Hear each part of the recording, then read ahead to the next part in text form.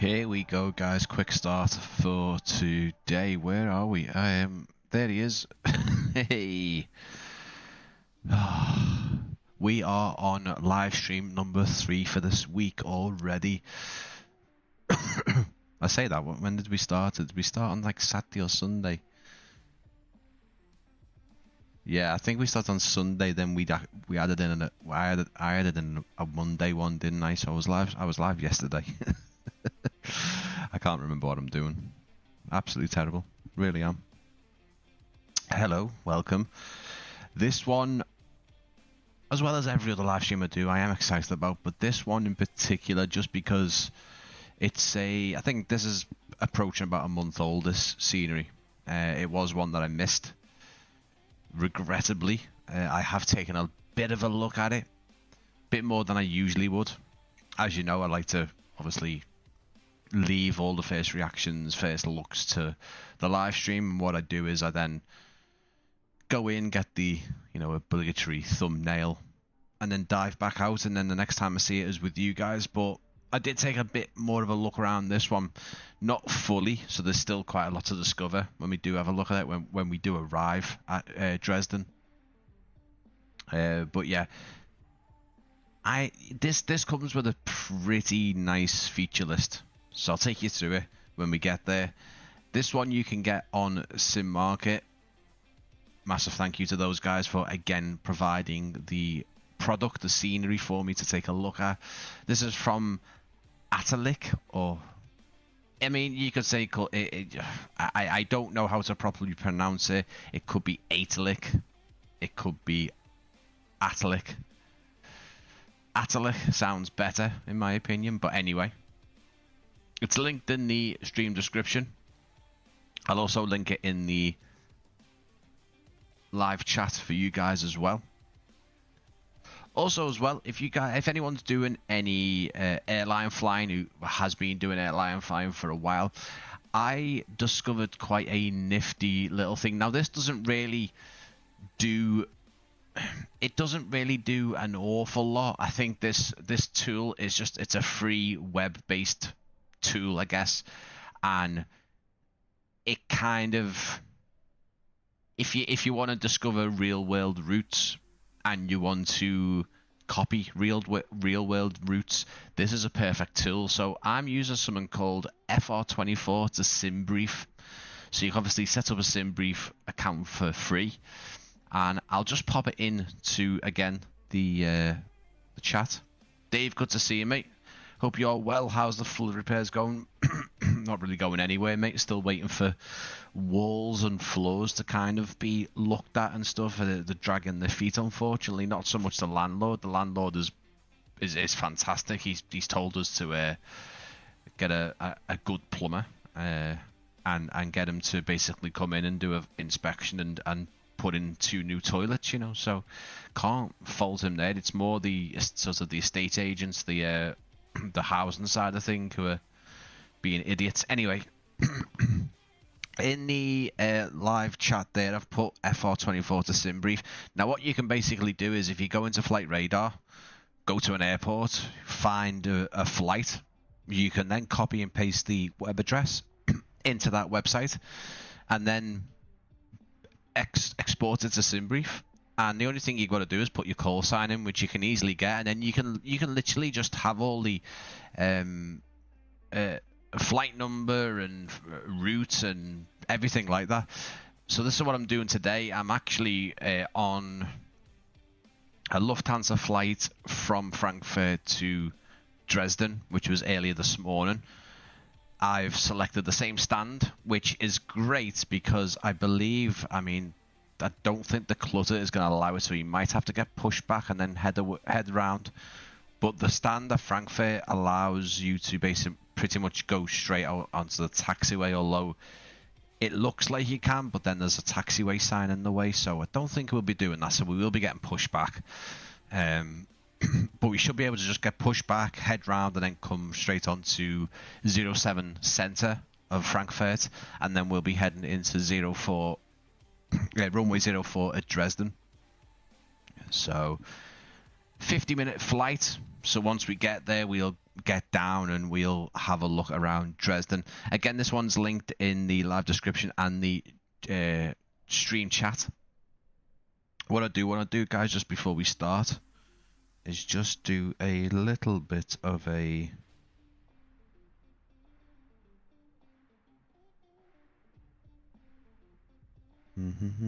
I just want to do this because I never do this. I always try and let certain social medias know that I'm going live, but I never post anything to my personal one, which I'm going to do today.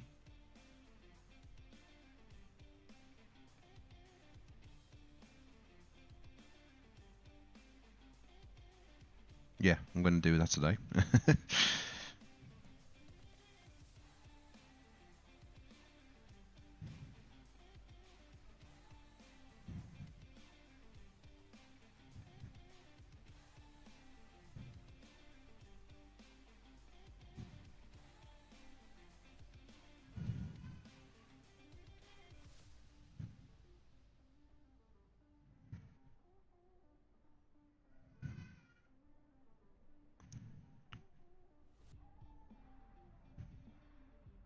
Sorry, guys.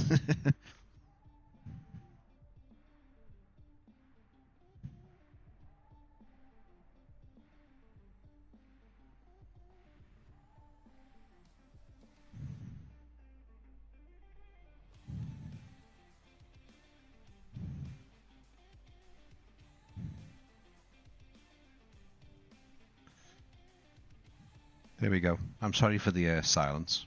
I want to do this now, just while I'm actively live. But yeah, I never post to me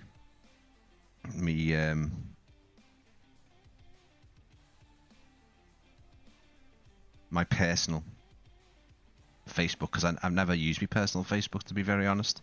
I never really do. So yeah, we're taking a look at Atelic's Dresden Airport. This came out about a month ago, maybe 3 weeks ago. It's still, it's still fairly new. And yeah, I want to have a good look around it and share my thoughts and opinions on it, because I've got a fair few from what I've seen so far.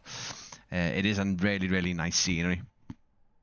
And I'm not very, I don't know much of Atelic's work. I haven't used them before, haven't featured them on the channel before, so it's very interesting. I want to show you guys who haven't seen this, who haven't bought it yet, who might be potentially on the fence. If anyone's thinking about buying it and watching the live stream, hopefully I can answer that question. Before we start, just the guy here, there he is. There's Lee. If you haven't already, like I've said, we're doing some cross promotion. Sending me all my best to Lee at the minute. I don't want to say too much, but I know he isn't well at the minute, so please go and subscribe to his channel and check out his videos. If you like what I do, then you will certainly like what he does over on his channel, so please do go and subscribe to Virtual Airline Pilot on YouTube. Make sure you let him know that you've come from the Practically Geek channel. Without further ado, finally, let's get into it. We're using the Lufthansa Classic livery today. Why not? I was going to use the Star Alliance one, I think it was, but we'll use the Classic. I've already, what haven't I done so far? So I've already powered the aircraft on with the ground power unit. Let's get the GPS or IRS to nav.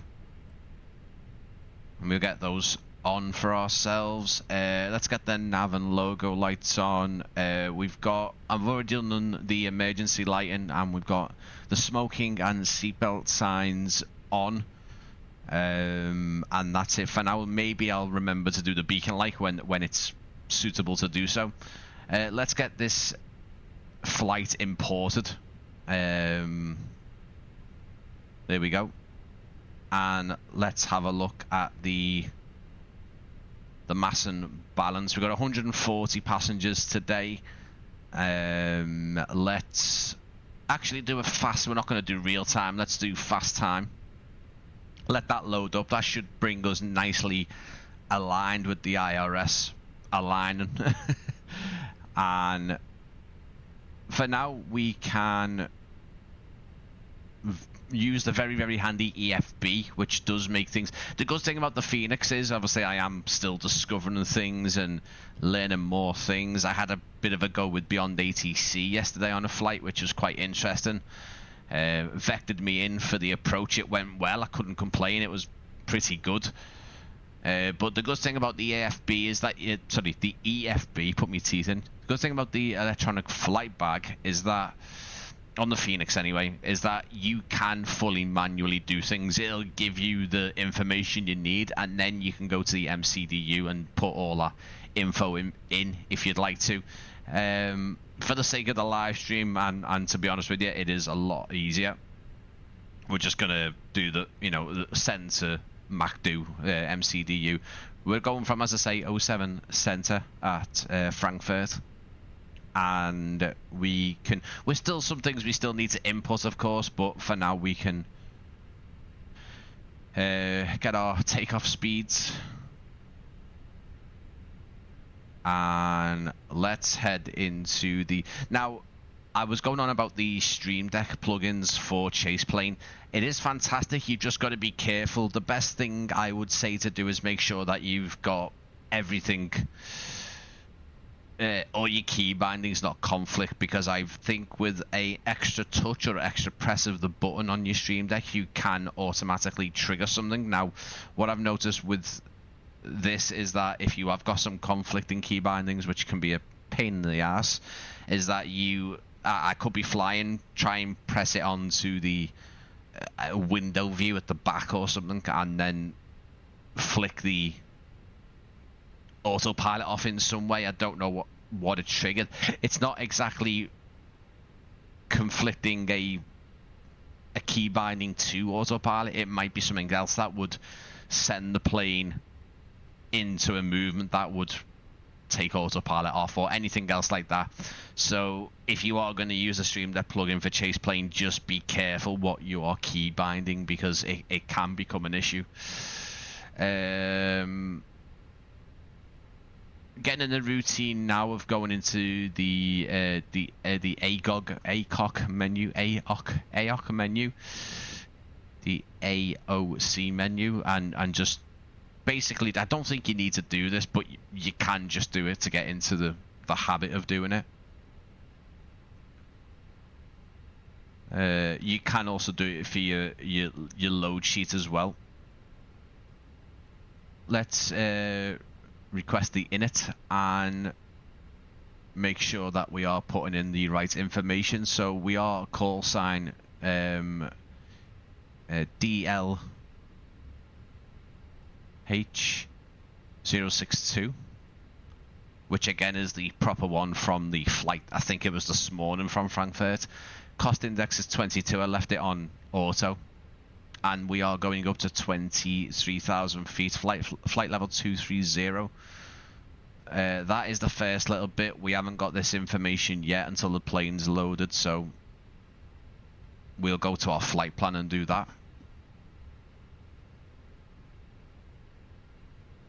Perfect. Got some drink over there. I will put it into my other camera as well if I get a chance. Right, let's have a look at this flight plan.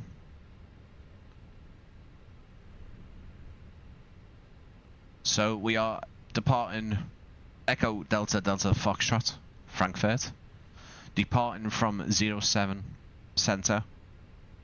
And it has got us on the Sula 3D departure.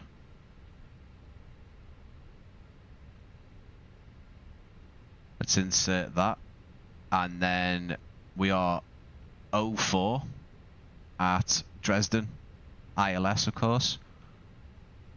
There's no routing in, there's no star or a via, so we'll leave that and we'll see if we can. It's pretty much a straight run because we're going from 07 Center. We're straight out heading east and then 04 is pretty much heading east, so it's quite a lovely little flight plan. As I say, about 50 minutes. So once we get down, we'll have a good look at Dresden when we're down there. Let's put what was our QNH's 1019. You can all, if you wasn't aware of it, guys, as well, you can. Massive thanks to obviously both of the Alexes on my Discord. You can go into the settings and you can. I don't know where I'm going to find this, but there is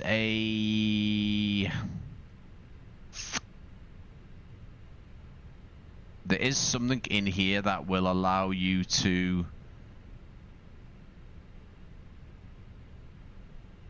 where is it? Very fun.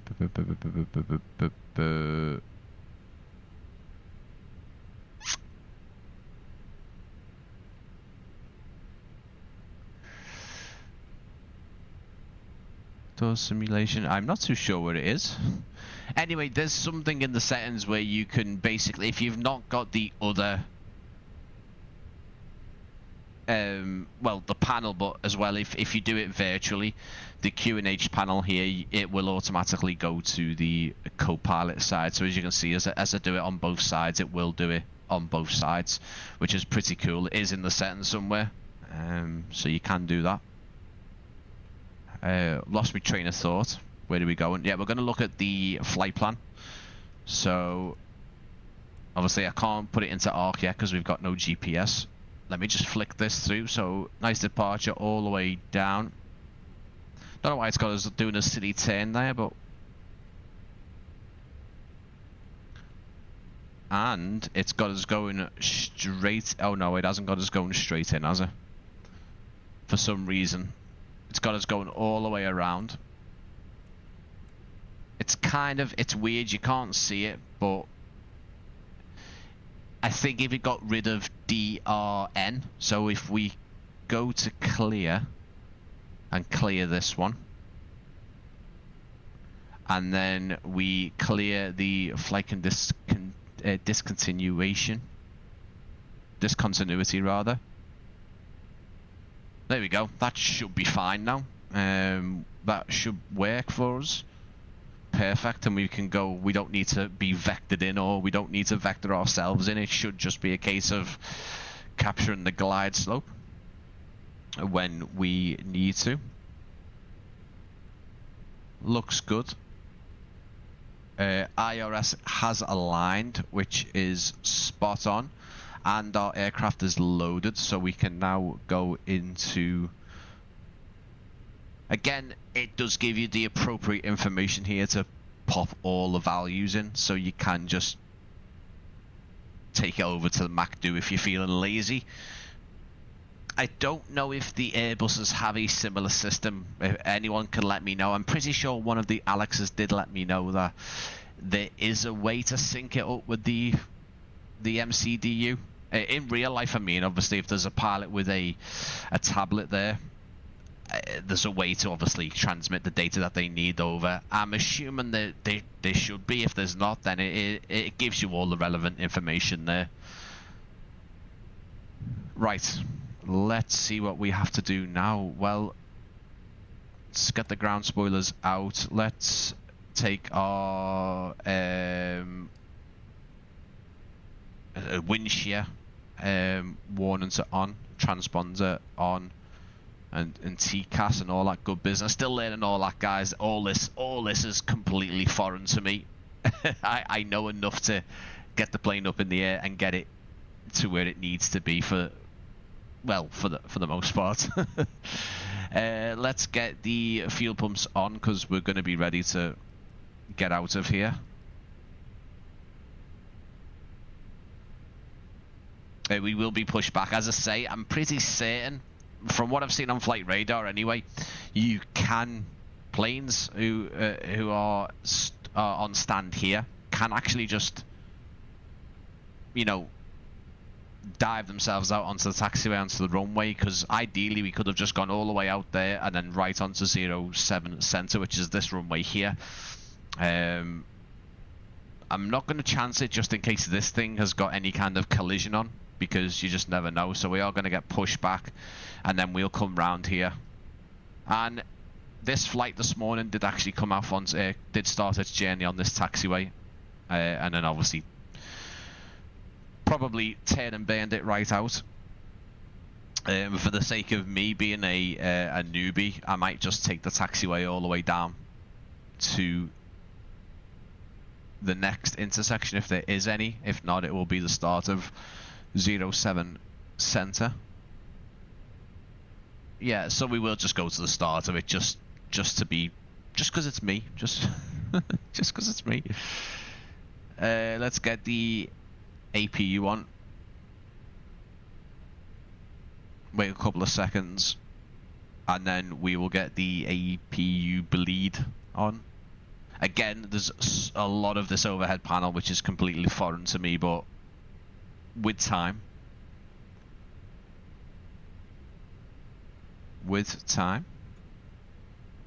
APU's starting up here.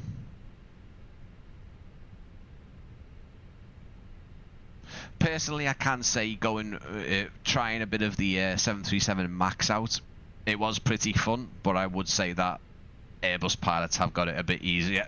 Honestly, I think they have. I think things are just a bit more automated, a bit easier, I guess. Maybe others would say differently. Hi all, I had a good friend from Dresden. Nice. Good to see you, James, mate. Thanks for popping in. Look at me flying an airliner. Look at me being a big boy. Right, what are we doing? We should be good to go. We've got APU available now. We should be able to take the GPU off, which again, this used to be an automatic thing with Phoenix, but they don't seem to want to do it now. Everything used to turn off automatically with GSX as well, but it's not for some reason. Maybe I've flicked the setting off somewhere. We'll get rid of the cones and the ground power unit, and we'll get onto GSX to give us a push. Evening there, Kev. Good to see you, mate. Thank you for coming in. As I say, it's going to be about a 50-minute flight, so we won't be there as quick as we were on other live streams. This is one of the longer ones I've done. Live, I mean. And then we will have a good look at Dresden, because I know there's a couple of you who haven't seen it. People are still on the fence. This is a nice route. There's a couple of routes you can do for sure. I also did Frankfurt to Stuttgart yesterday. That was quite interesting.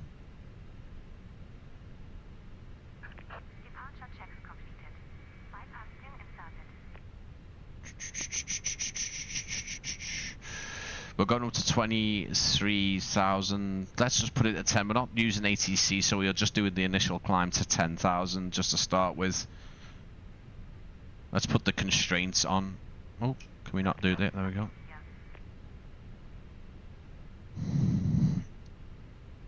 But yeah, absolutely.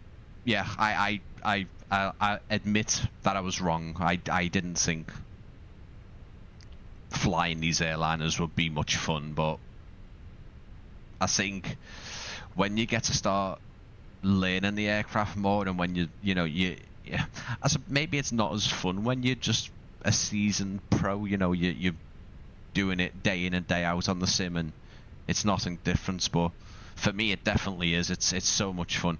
We are gonna go nose to the left for this one. Actually, no, we're gonna go nose to the right, aren't we? Because we can. Yeah, we'll go nose to the right. Yeah.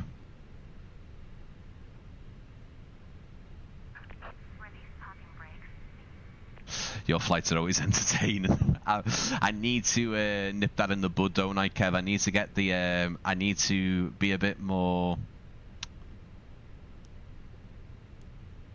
reliable. No, leave me alone, GSX. Yeah, I need to. I need to stop that reputation as soon as I can.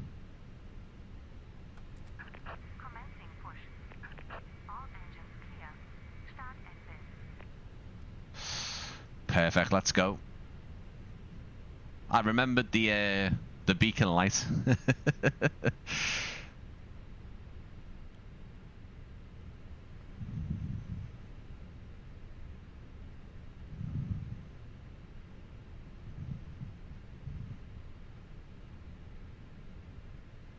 Weirdly enough, going back to the you know, the GA aircraft recently for some of the live streams and some of the other things I've been doing was weird. Everything felt, honestly, if it did feel so much lighter, it's weird, you know, when you say it, but honestly, everything has this virtual weight. But then I think maybe it's just because when you use hardware, maybe. I think if it was different, if I was using a gamepad or something, I don't know.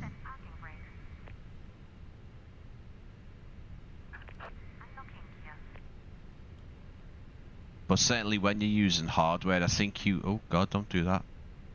When you're using hardware and stuff, I think when you if you jump in between the smaller planes, the Cessnas, the Pipers, and then you start flying even the smaller Airbuses, you know, the A319, still feels weird.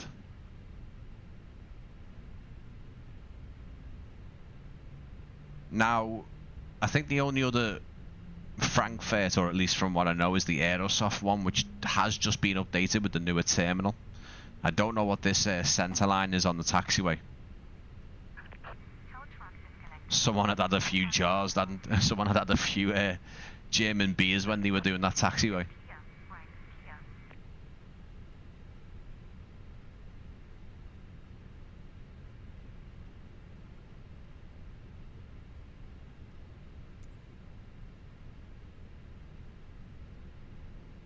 Really enjoying chase plane as well. Seem to be the crashes that I was getting, the actual, not the system freezes, but the big laggy sort of flight sim freezes I was have, where to do an FS realistic plus not chase plane.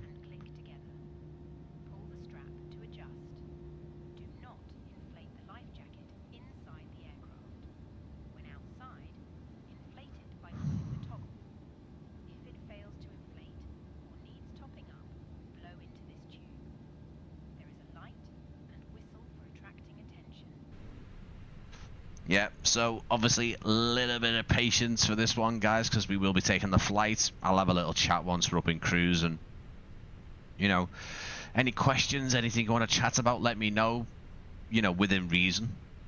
But obviously a bit of patience with this one. There's a flight, and then we will have a good look around. We'll do the normal, you know, usual service will resume when we get to Dresden. I'll get the drone camera out and we'll have a look around. We won't be having a walk with the avatar mode, I don't think, with this one, but yeah. Let's get the taxi light on. When we turn off on APU bleed, and obviously the APU can come off now. Perfect. Flaps down, ground, spoilers set, and then we will begin our roll. Said this a few times on these live streams, but the idea would now be to do some further setup enhancements, mainly wing control Airbus stuff.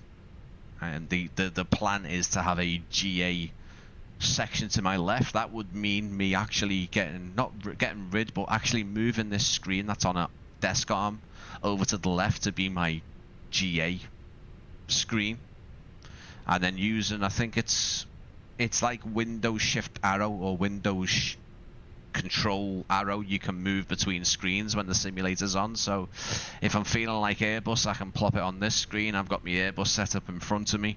If I want to go GA that day, I've got over to my left, I've got a desk, and I can have my alpha yoke and throttles there. That will be done once I've actually got the adequate Airbus equipment, the throttle, and a few other bits as well. Let's set the auto brakes to max, and let's set our takeoff config. QNH is 101. Spot on.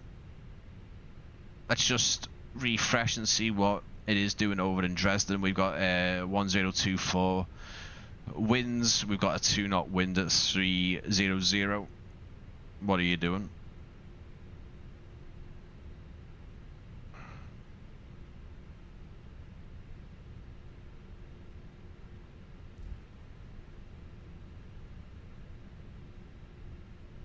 And we need to descend to 4,000 for Dresden. Perfect.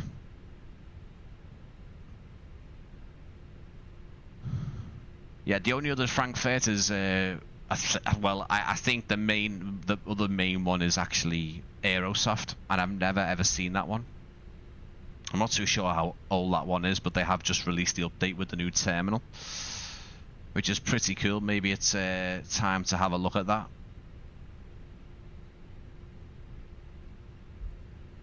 Probably taxiing a bit. I'm always very cautious because I know these little A319s, you're in idle, but it pushes off very, very quickly. And then I'm just using me toe brakes then just to keep it slow enough. Again, another massive thank you to both of the Alexes for their time and patience with me. These taxiway signs are terrible. Realistically, these would be taking me engines off. But yeah, both of the Alexes for their time. It's obviously teach me a lot.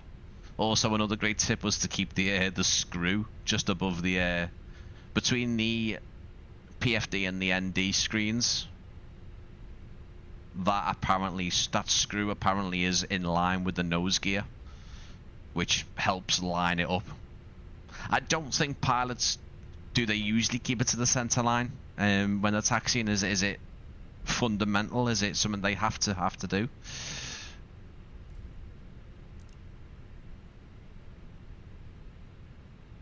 You know, do they have to be that specific is what I'm saying? I'm not too sure. I'd have to ask.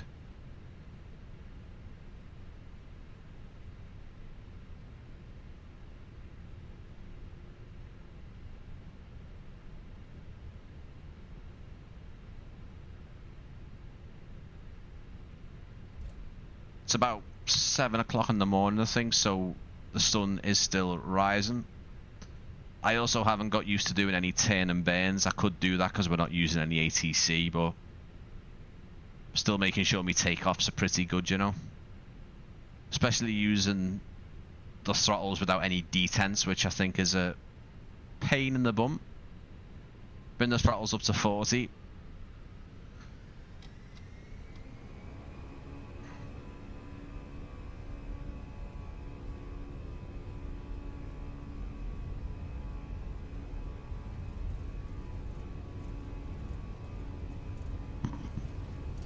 $100 knots already.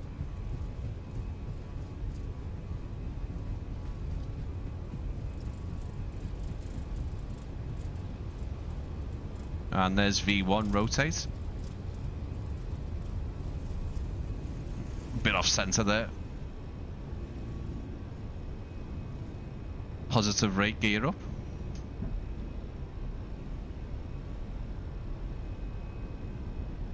Bit of a nose wind. At about 20 knots, that's what was doing that.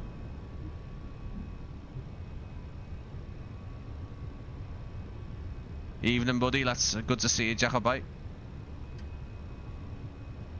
Autopilot on.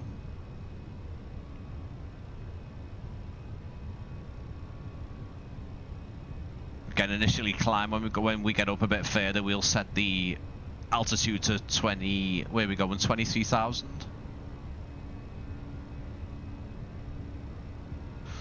Flaps up.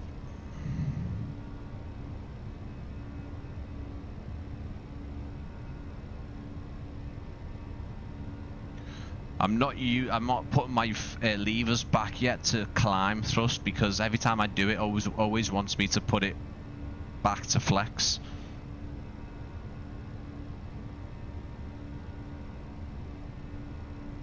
We'll try it now.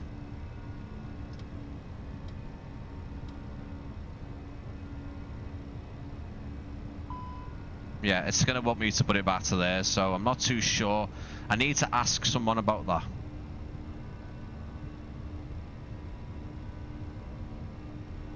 Let's get the lights sorted. Still had my taxi lights on for some silly reason. Cheers everyone for tuning in tonight. As I say, we're going to be having a look at Dresden once we get there. We've just taken off from Frankfurt.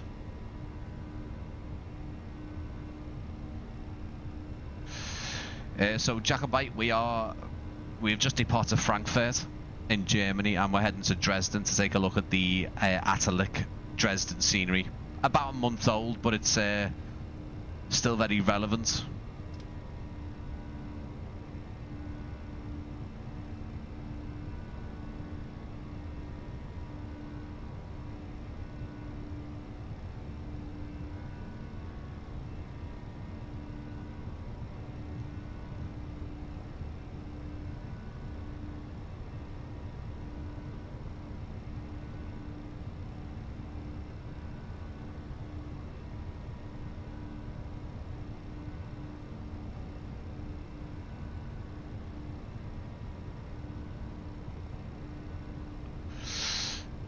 Q&H sets a standard.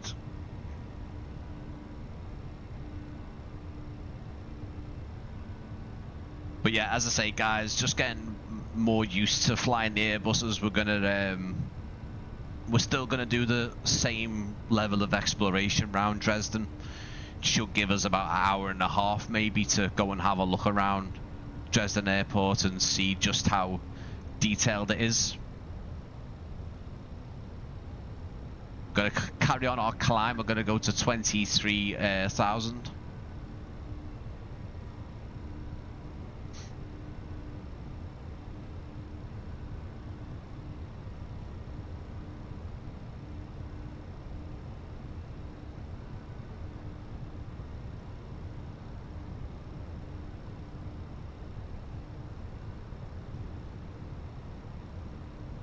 So I don't know if anyone in the live chat has bought Dresden.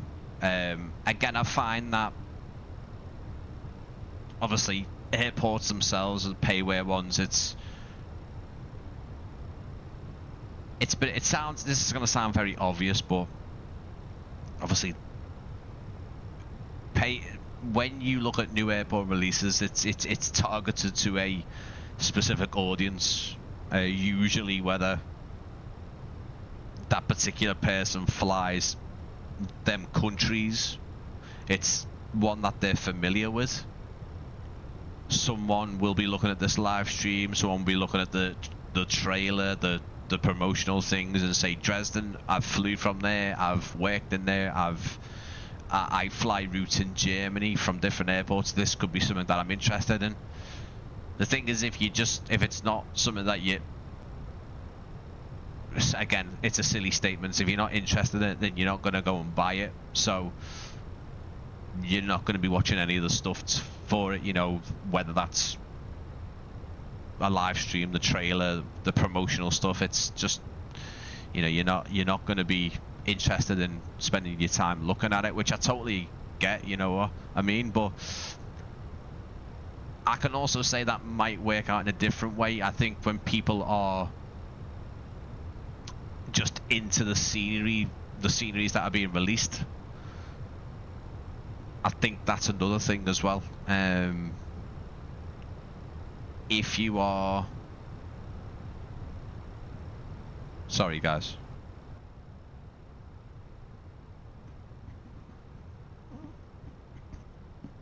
if you are generally interested in sceneries that developers are making, then yeah, you could be wanting to see every type of development that's going on within the simulator, which again is a valid statement.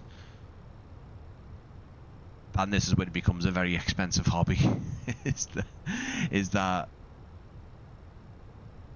you know, I would love to see the statistics, like even 2024 now, or the combined 2020 2024, and see just how much payware is out there value wise how much it all comes to. I mean, there's searches you can do. Whether AI is getting it correct, that's another thing, you know. Let's see.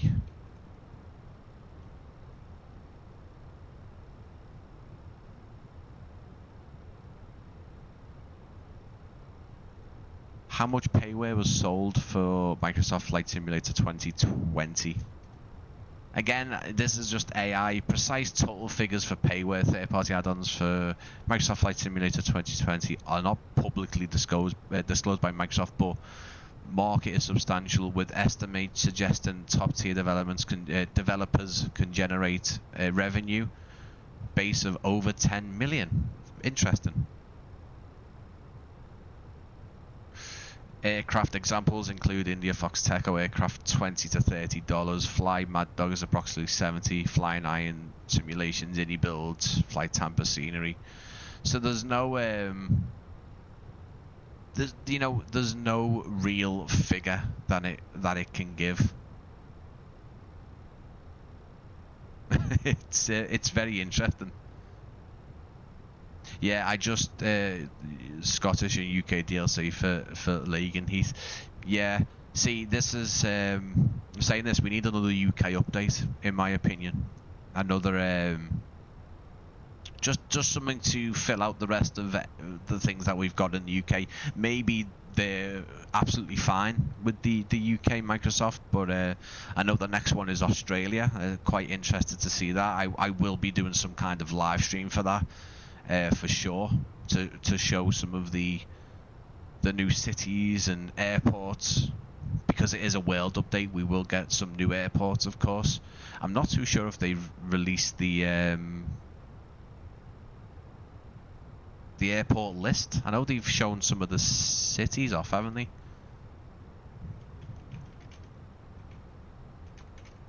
But I'm not too sure if they've named any of the any of the airports.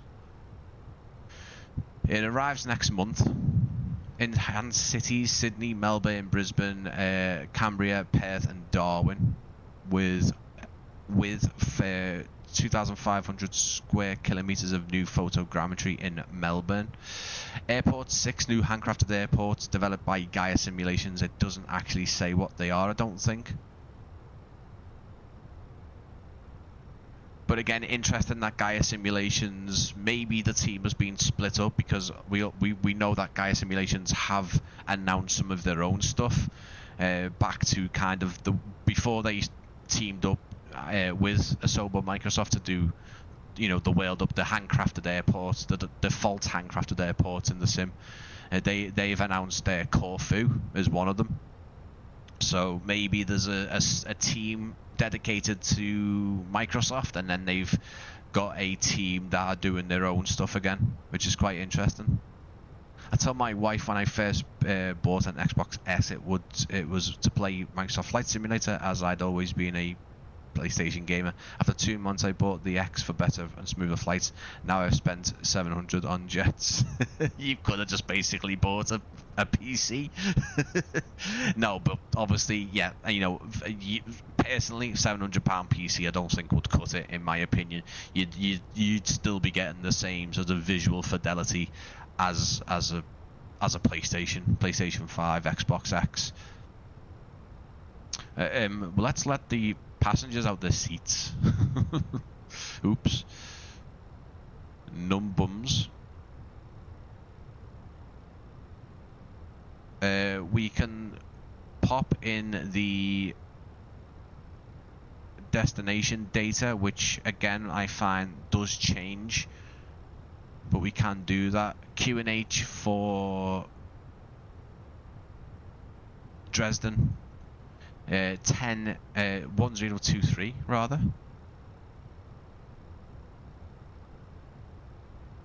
Temperature is 11. We've got a 6 knots at 303. Sorry, 030 rather. Was it 6? Did I say 6? Yeah. So we've got a transitional altitude of 5,500 when we will set the QNH, where we are landing at 129 knots, and then the baro for Dresden 980. I think I still need to learn the chart. I'm still, again, charter. I think that's the only chart I know how to partially read.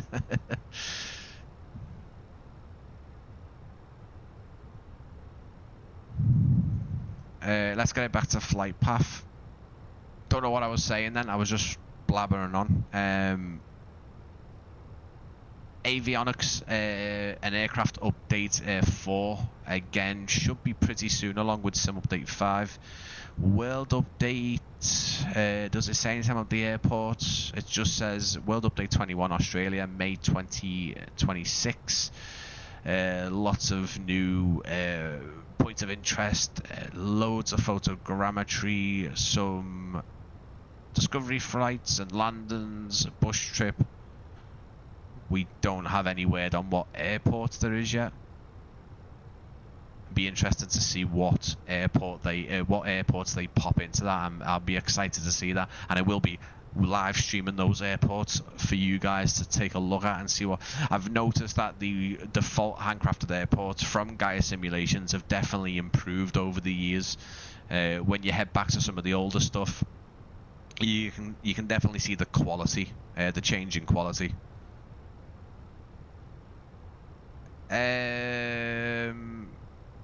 Yeah, I was going to say the recent comments. I mean, I'd love to know what you said, but I don't speak your language. I'm sorry. Thank you anyway, if you can understand me. But yeah, I'll be live streaming those Australian airports for sure. That'll definitely be something I'll do. Do we really need another Australian update? Most likely, but when they did announce that on the development update stream, just a lot of people were saying, "Yep, but you haven't done this country, and this country." I can only say to those guys is that's I understand the frustration, especially for all the simmers in those countries, but you've got to remember that they have to have the data and they have to have the resources, they have to have the ability to do a world update for those countries. I'm assuming Microsoft and Asobo say, listen, we've got to have so much data to then consider it. They might only be able to do, like, you know, some photogrammetry areas maybe, and then be like, well, we can't really class this as a world update because it's only got a bit of in it. You know, they've got to be able to have a lot. They've got to have 5 or 6 handcrafted airports, a load of photogrammetry available for them.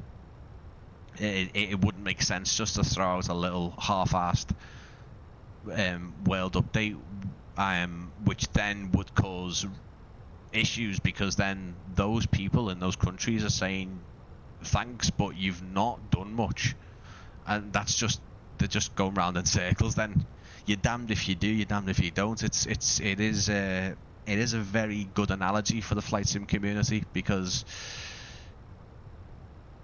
I know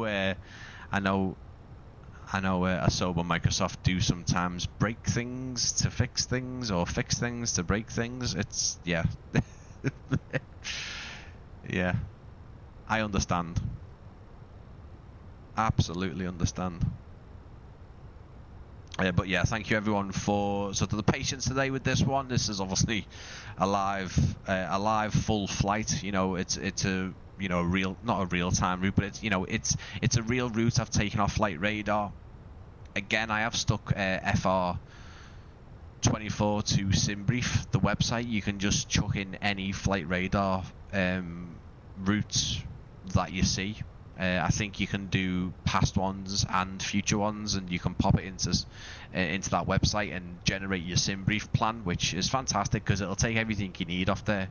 Sometimes it'll include the aircraft, and you sometimes need to mess about with it. You can obviously do the route with another aircraft, but just change it in the SimBrief.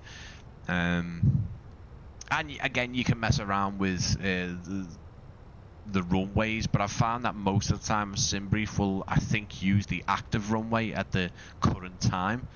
So you could put the flight plan in that you want to do, and it'll show you the route and it'll show you the runways. But when you actually, it appears into SimBrief, it's the current runways. So again, you can change it, but then you're really only inputting the flight, you know, your to and from destination, your flight number. But again, it does save a lot of time, really. So it's not too bad. And plus, it's a free website. What are you gonna do?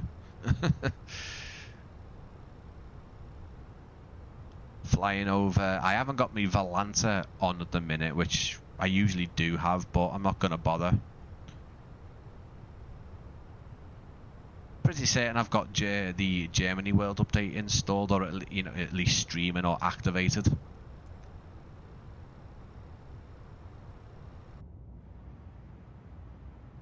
A little bit of a wing flex there. Love to see it on the Phoenix.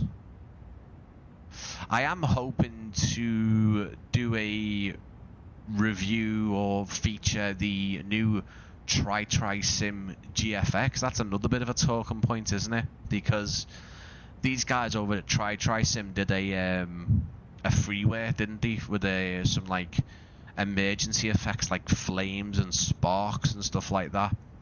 And they've released an airliner effects with, wingtip vortices and wing condensation, stuff like that. And it does look nice, and it also apparently works on AI traffic. I don't know if that's AI traffic like just flight, or I think it's just the embedded AI traffic, which would be a shame. But obviously with that, you also get the contrails up in the sky from other aircraft using their effects. I really want to take a look at it. It looks fantastic. The thing is,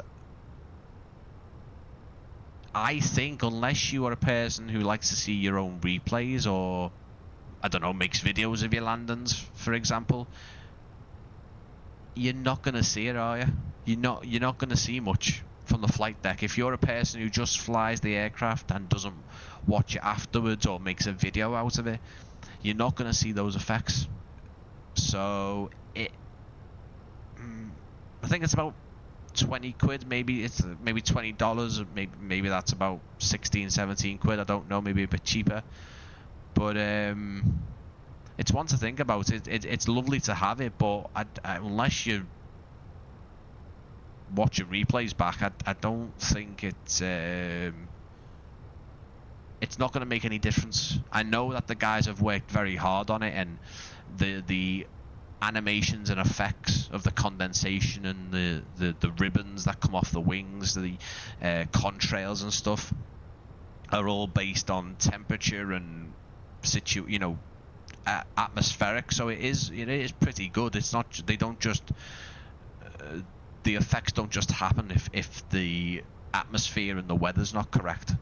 It does only happen when that's the case.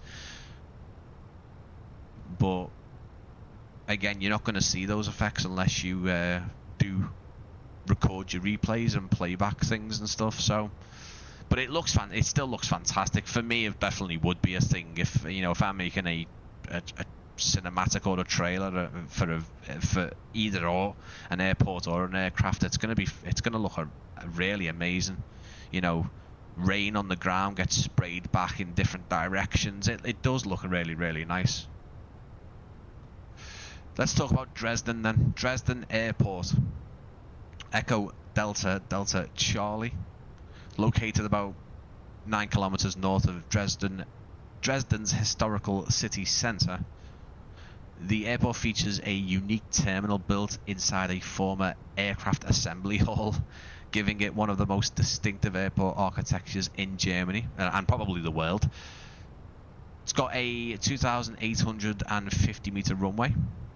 With modern infrastructure, the airport accommodates passenger flights, cargo operations, and a large maintenance facility. It's got a lot of hangars, a lot of open hangars as well, which is nice to see. We don't get enough of those, in my opinion. In my opinion. Features, as I say, got quite an extensive feature list. Quite nice to see, actually. Handcrafted airport, landside area with up-to-date airport layout, fully modelled realistic terminal interior, including the underground rail station. Accurate apron. What's apron? Accurate apron layout, markings, stands, and parking positions. Animated ground vehicles. You know I love to see those. There's not enough developers doing that. Highly accurate terrain with realistic runway slope. Fantastic for me to land on. Thank you. Detailed. Now, I am not going to say that. You guys can have a little look. I've posted it in the live chat. It's in the live description. But basically, there's a few hangars that have been modelled. Sorry, everything's been modelled. It is quite substantial. But particular hangars, Hall 230 with interior. Detailed IABG hangar with interior. Realistic ground textures with wear, rubber marks and weathering. Fully functional custom jetways, high quality PBRs, textures. Detailed control tower with interior. The control tower at night is absolutely stunning. I need to show you guys that. Custom satellite imagery for the entire airport area.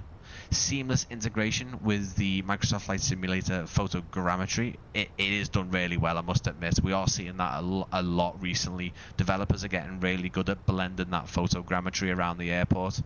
Detailed fire station and additional technical buildings, realistic night lighting, and there is a custom GSX profile included.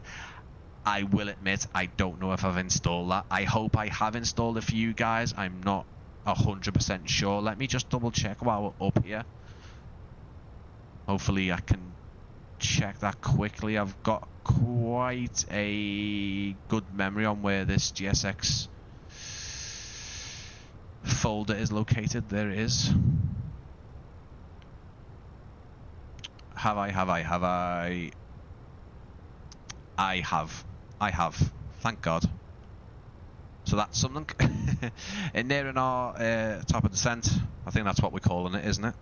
The little white line just on the PFD there. Let's set the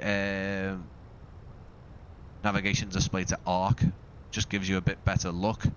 And we'll be sending this down to 4000 for runway 04 at Dresden.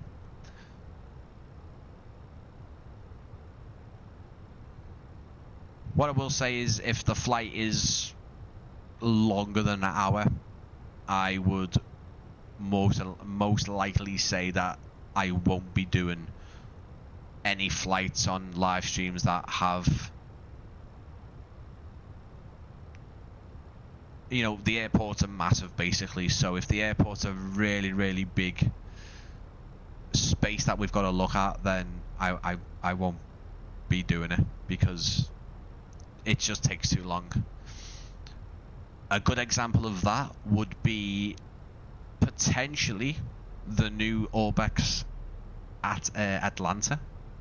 Don't know if any of you guys are interested in seeing that on the channel, but I am working on that.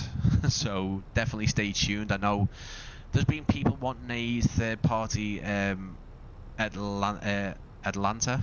Is it Hartsfield? Is that how we say it? Is it Hartsfield or Hatsfield? I think it's now the second largest land mass airport with land mass, isn't it, in the world? There's something over in the...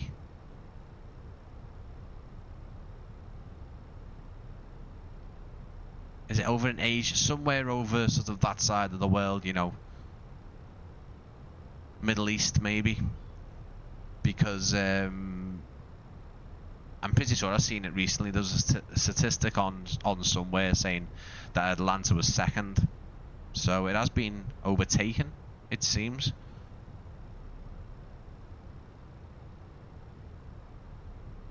Let's have a bit of fake Coke Zero.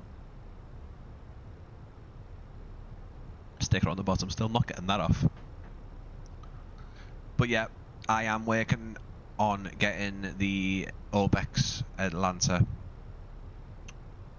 scenery for the channel, so hopefully a preview before it releases potentially. Let's see what happens. But yeah, that will be one that we will have we'll dive straight into and have a look at. Definitely. Plus, do you know what? I really Frankfurt seems okay if you place if your aircraft's placed next to the 07 or even runway 18 threshold, then you're good to go.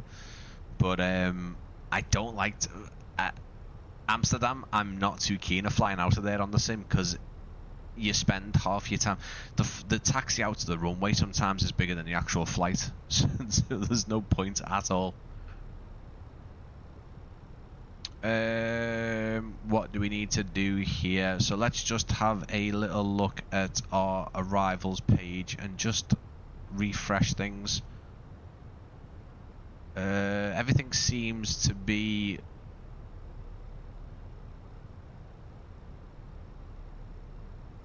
good to go on that.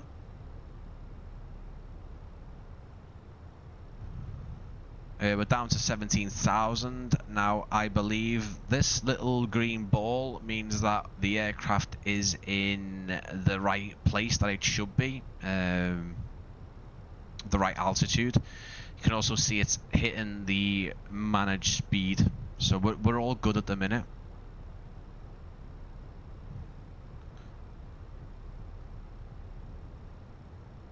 I know you guys are really just want to see the landing that I perform. I am too as well, because the landing that I did last night was pretty nice.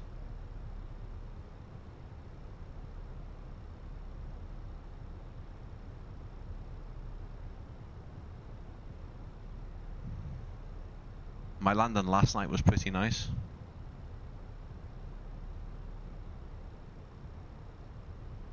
But then, like I say, Valanta's good. I think it's good for like the moving map and tracking your flights and, you know, seeing what your friends are doing. You can see what people are doing on VATSIM and online and stuff like that. It is a pretty good, nice tool. But I don't think the landing scores are particularly correct. I don't think they are. Let me know in the comments if you're watching now or you're rewatching if there's any very lightweight landing tool that you guys recommend. Free would be nice. Let me know. That gives a pretty reliable landing score, because I don't think Valanta is correct in my opinion, because I just think sometimes I can really do a really nice landing and it doesn't seem to matter at all. Let me just go back to that perf page, and I am gonna do a flap 3 config for the landing.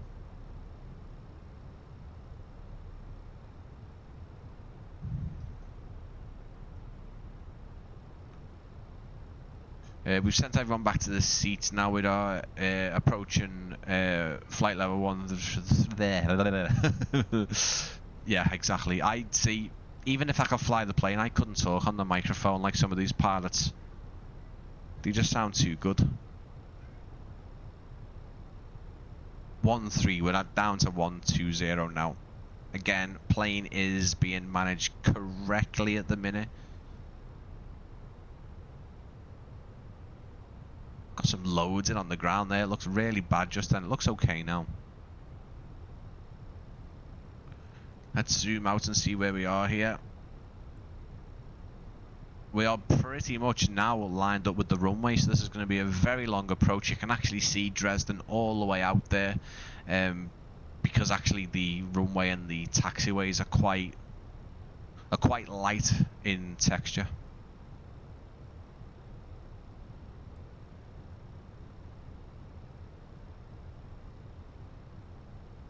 I love this though. I love that. Backup compass. Love to see it.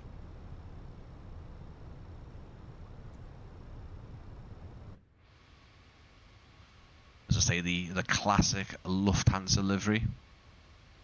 I do prefer this one to the new one. I don't know why.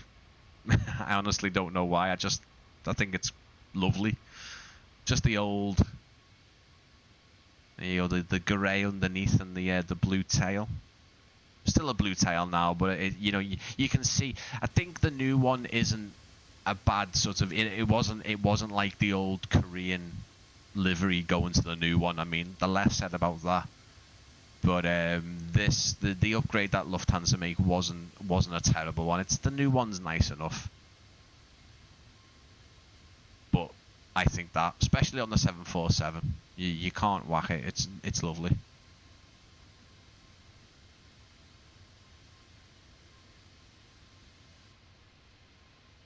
Here we go. Look at that.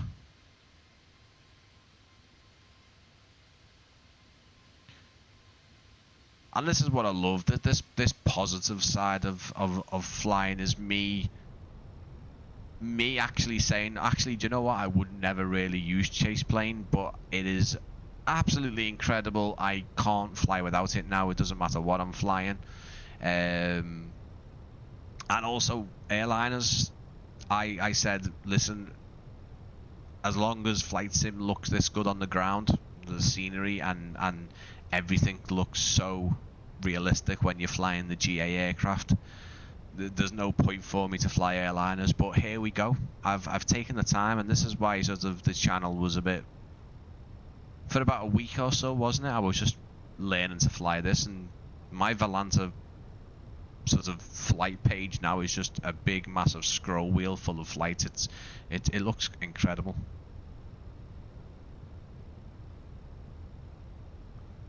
Bit of drag there. It's kind of bobbing up and down.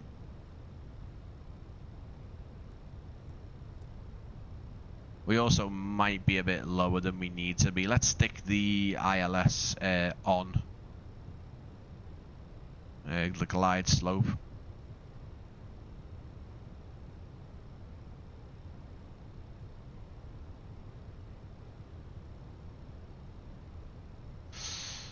Suppose we can get the lights on now. Again, I'm not too sure when these come on. Runway turn-off lights, I think they should come on when we're on the ground along with the taxi lights, so I kind of need to double check that.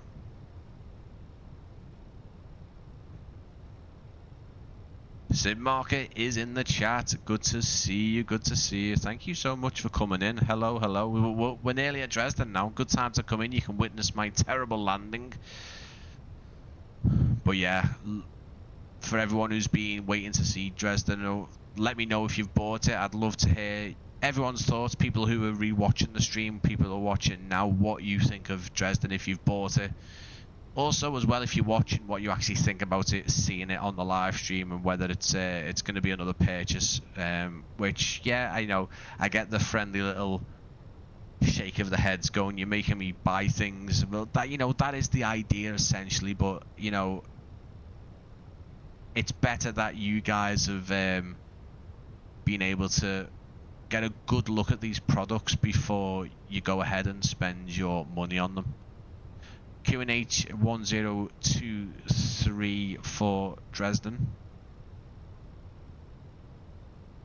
Flight level 5000. The plane does need to reduce its speed, which currently it's having a bit of a tough time doing. It is now lowering its speed. You can see the speed is coming down. We should be able to lower a notch of flaps, but we are getting pretty close. I've also noticed that my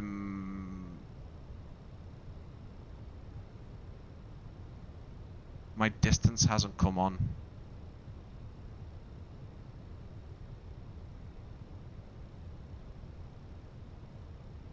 Hey, what you doing? There we go. A little bit of a side slip there from the aircraft just to get itself aligned.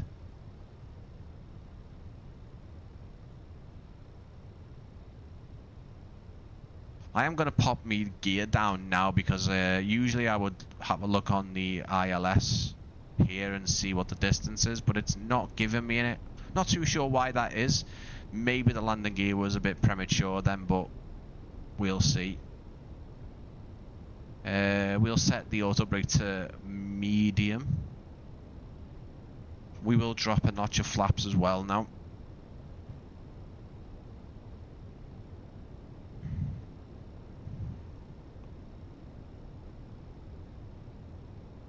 can see, I've got my screen here that is showing the OBS, which is a nice thing. I'd usually have my Valancer on here if I'm not streaming. Just over here is the wind control EFS and FCU. Fantastic. Love using it now, as you can imagine. Honeycomb yoke here, which you're not using. Just over there, out of shot, is the throttle, and then just here you can see the wind control Ursa Minor.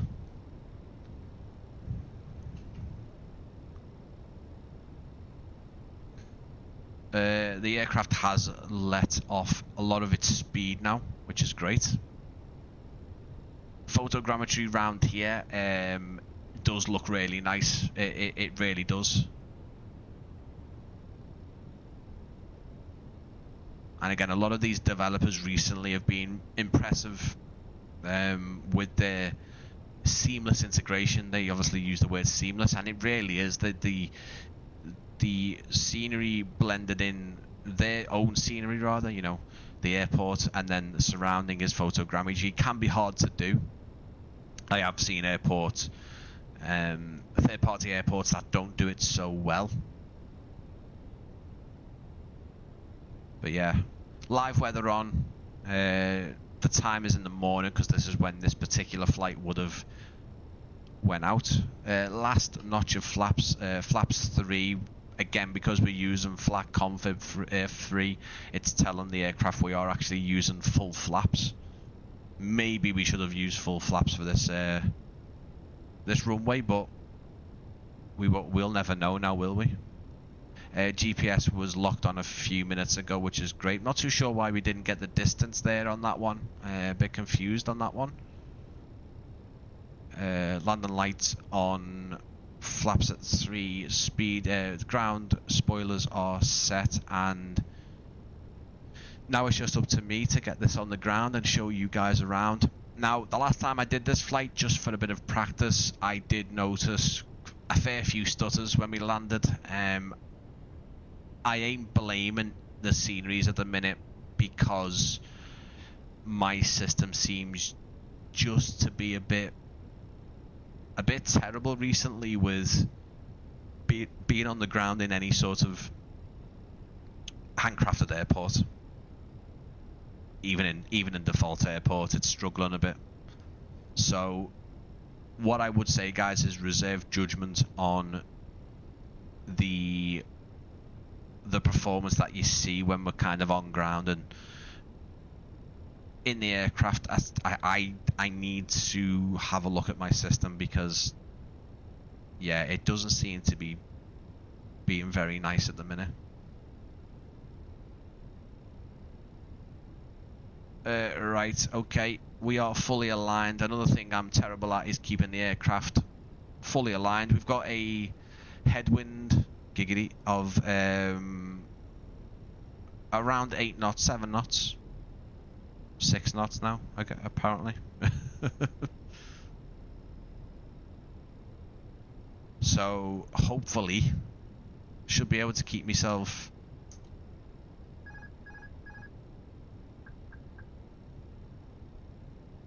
aligned,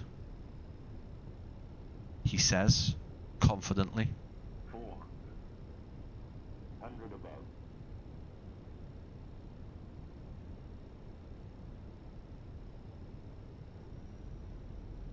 Minimum. Aircraft just using the auto throttle there. Bit high, didn't use enough of the joystick there. 200. 100. 50. 40. 30. 20. Retard. 5.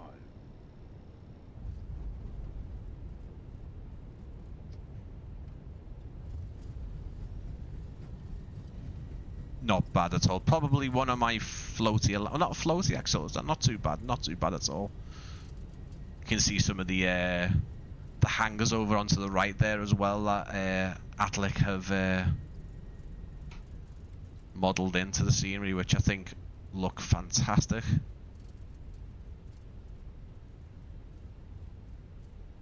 Again, using the full length of the runway because it's me.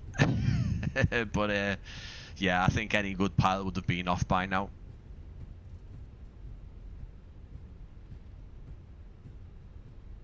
Just gonna let it roll out all the way along. Also gives you guys a good chance to see the full taxiway. Just a single runway here at Dresden with a sort of a single parallel taxiway, which is always nice for these exploration videos. As you can see, there's a few stutters going on. Actually, a lot nicer than when I last came into here on my little practice flight. Once we've got over to there, let me just get the spoilers down.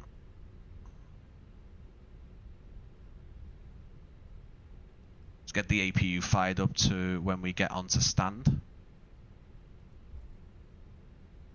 Landing lights off, taxi on, runway turn off, on, and then we're going to tell GSX we're going to actually go right to the stand that this aircraft went to this morning in real life. Thank you, GSX, for that. That worked, didn't it? Which is stand... Oh, I don't know. I'll tell you in a second.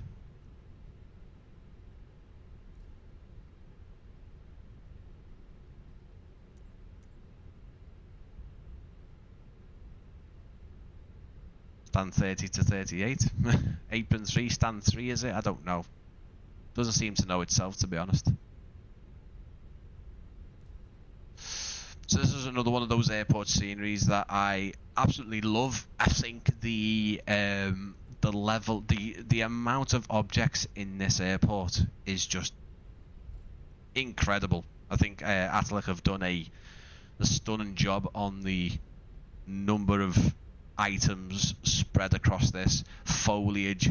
Look at the hangars. Look at the boxes in the hangars. I mean, we've got a good lot of scenery to look through. Detail spreads all the way around the aerodrome, fences, guard gates, antennas. Runwaying, taxiway texturing is lovely as well. Let's get the flaps up on this A319. Animated vehicles, you can see a bus going around the outside of the hangar there as well. Not bad, I'd say probably one of the better landings I've done. I'm really gutted I didn't have Valancer on now to check what it did actually score me. Bit of an uphill as well, I've noticed. But these hangars are incredible. I think some of the best we've seen, the fact that they have got interiors to them. You already know by now, if you're not strangers to the channel or the live streams, that Zhevietsky is probably my favourite to do hangars. Incredible hangar detailing, Zhevietsky designs scenery. These are fantastic. They just need some aircraft in, maybe, I don't know, but very nice airport. We'll get this A319 onto stand, which is this one right at the end of the terminal, which you can see is quite a design, quite a eye-catching design. A lot of glass, a lot of orange brickwork. You can actually see the fact that this was a hangar converted. Control tower. Wait till you see this at night. This is fantastic at night.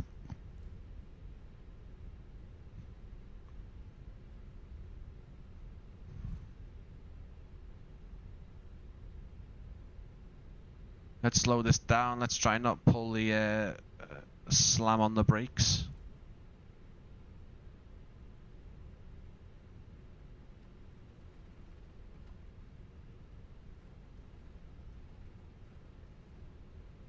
Bit of a stutter there, but it is what it is. I don't know which one we're on. I don't know if it's this one. Is it this one here?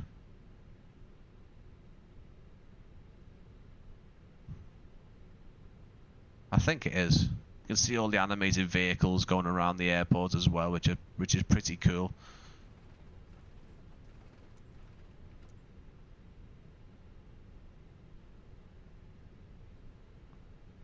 Yeah, I think it is this one. I've stopped the aircraft. Sorry, guys. That's because I was trying to look at the...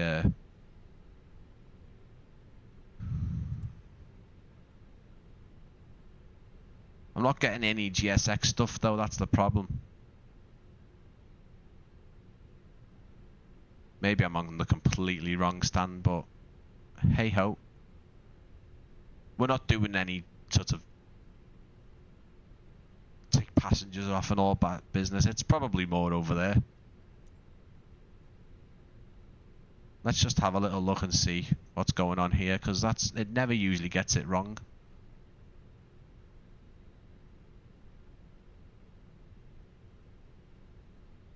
Ah, okay, I've got it wrong, that's why. It's that side. Makes sense. There you go. There we go. It's my fault. Of course, I would have to do something completely wrong. Let's wait for this to do its self-test. I've just got me feet on the toe brakes at the minute, and then it'll just creep forward for us. Once it's a bit over to the left. I can never park the aircraft as well. I'm absolutely terrible at parking the aircraft. Also, this thing here and these numbers, these are completely off in as well. There we go. Park and brake on. APU is on. We can now turn the engines off. Not bad. I'd consider that a success. It's probably the most streamlined. Very good parking. I've never had that before. Don't know if you guys could see that on the GSX thing. There we go. Lovely day here in Dresden. Let's have a little look. Very straight on. Oh, look at that.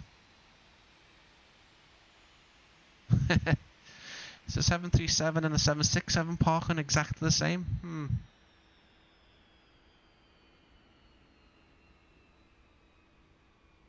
What you doing, JetBridge? Very, very slow.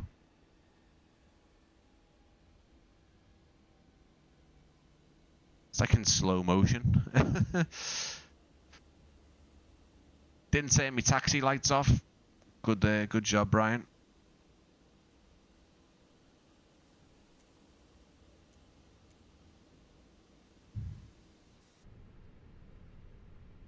Beacon light can go off. Let's get the passengers off. GPU has oddly been automatically popped on by the looks of it. Yes, we can pop the ground power unit on. Resource usage, of course. Of course. I haven't had that in a while. That's a lie.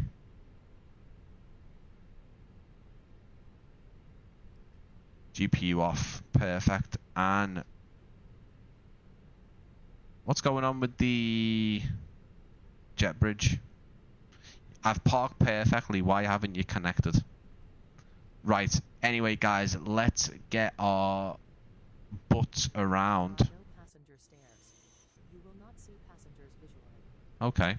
Fair enough. Let's get into the drone camera. Passengers deboarding starting. Oh. Hello. Right, guys. So, Dresden Airport. If everyone's still with me or gone to put the kettle on and stuff like that, then we are now in Dresden and we're going to have a good look around this Atelic. I think it's Atelic. I think I know Virtual Airline Pilot Lee did pronounce it that way on his video, so we'll have a look around. So what we're going to do is we're going to bypass the terminal as we always do. We'll start from, I think, here and work our way clockwise around the airport. Obviously, the tour will speed up if there's nothing really to see. So, everyone who's been watching the live streams this week, you know that I've said we're going to be looking at Dresden, and I wanted to talk about it. Now, this airport, Atelic have done a fantastic job with the amount of objects, the clutter. Compared to what we saw with sort of the FlyX simulations, Belfast City, for example, where there wasn't much clutter or objects being used, this is completely different. There is a lot. I'm not just talking about bins, skips, pallets, baggage carts. I'm talking about everything else. So what I want to show you here is exactly that. Fences all the way in areas that most developers tend to forget about. This area could easily be oversighted. It's still in the sort of, I guess, the airport boundaries. Loads of fencing, loads of lights as well. There's cars. There's objects on the buildings. There's pipes. There's gutters. There's AC units. They've also used, I don't think this is parallaxed, but it is a nice 2D texture on these windows. Ground covering, the actual texture on the ground is very nice as well.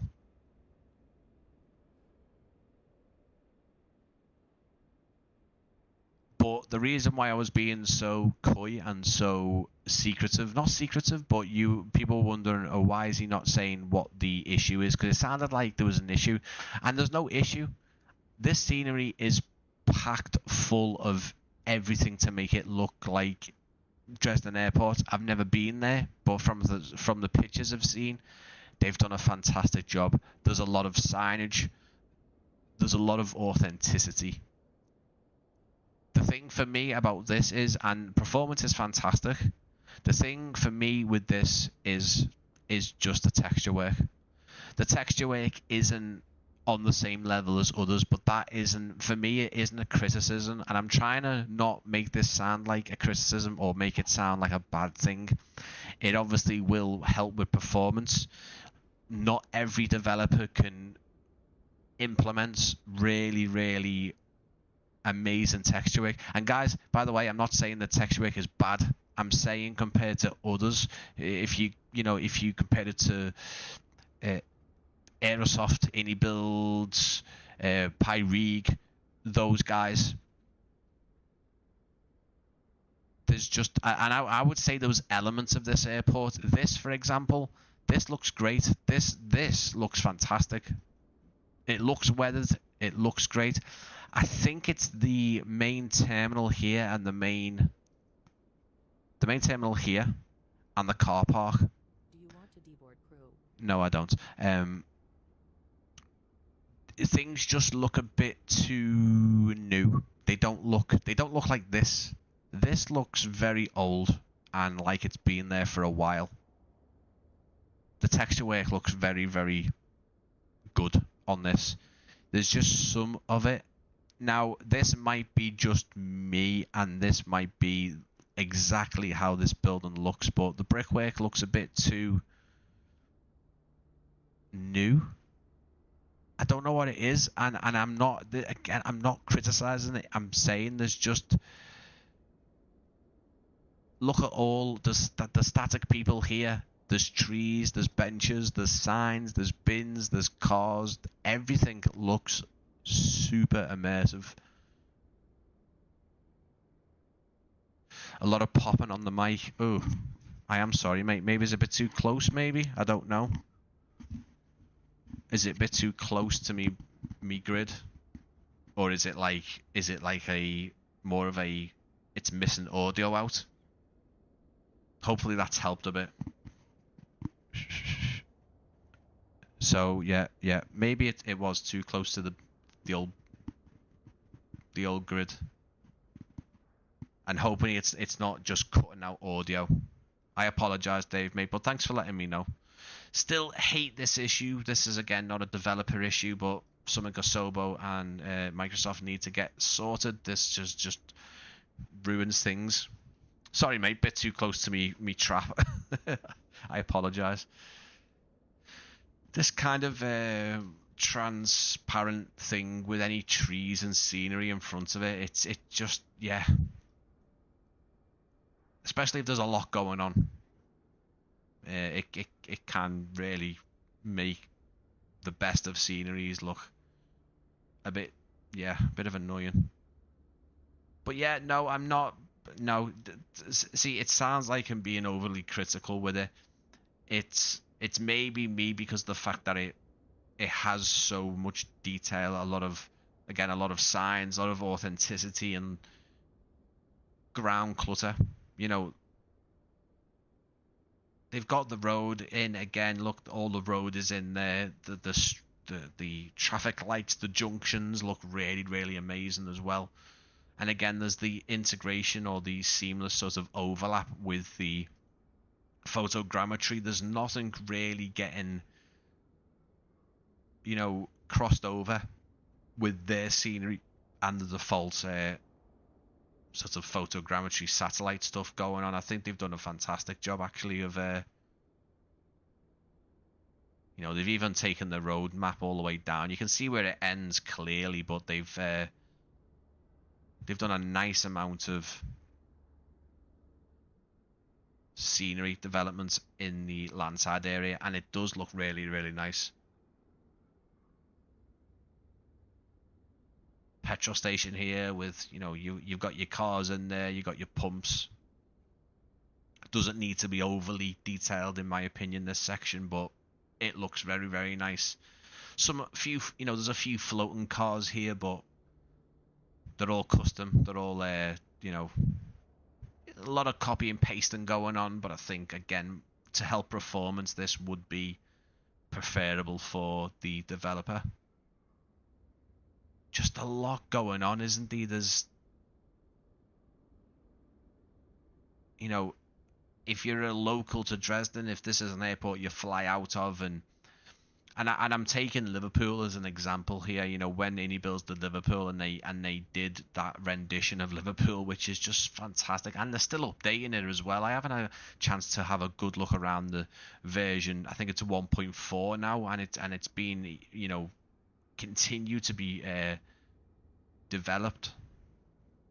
This is the same feel, and I think that people who work here or fly out of here regularly, or even if this is their local, I think people will be simmers who haven't had a nice Dresden before. You've definitely got one now. Lots of ground clutter, vans and carts, and it is very well made, and I'm glad I'm starting to show more of these. Again, I'm not saying developers that are not well known. I'm not saying that they're all as talented in their own way as others. But I've said it before. Developers can get lost in the rubble of the bigger first party ones, or the the well-known names who have got 50 to 100 to 200 people in the team and have got resources coming out of their asses. Sometimes you've got to appreciate, and this is the thing as well. If you look at the likes of Pyrig, that's just one single guy, and it still blows my mind that the fact that he's one single guy. Lovely hangar interior. Love to see that in a scenery. The fact that we don't have enough hangars with interiors, and we get these really detailed hangars, the outside, but we don't get any nice interiors. I know it's probably a bit harder to get any kind of reference material for inside of the hangars.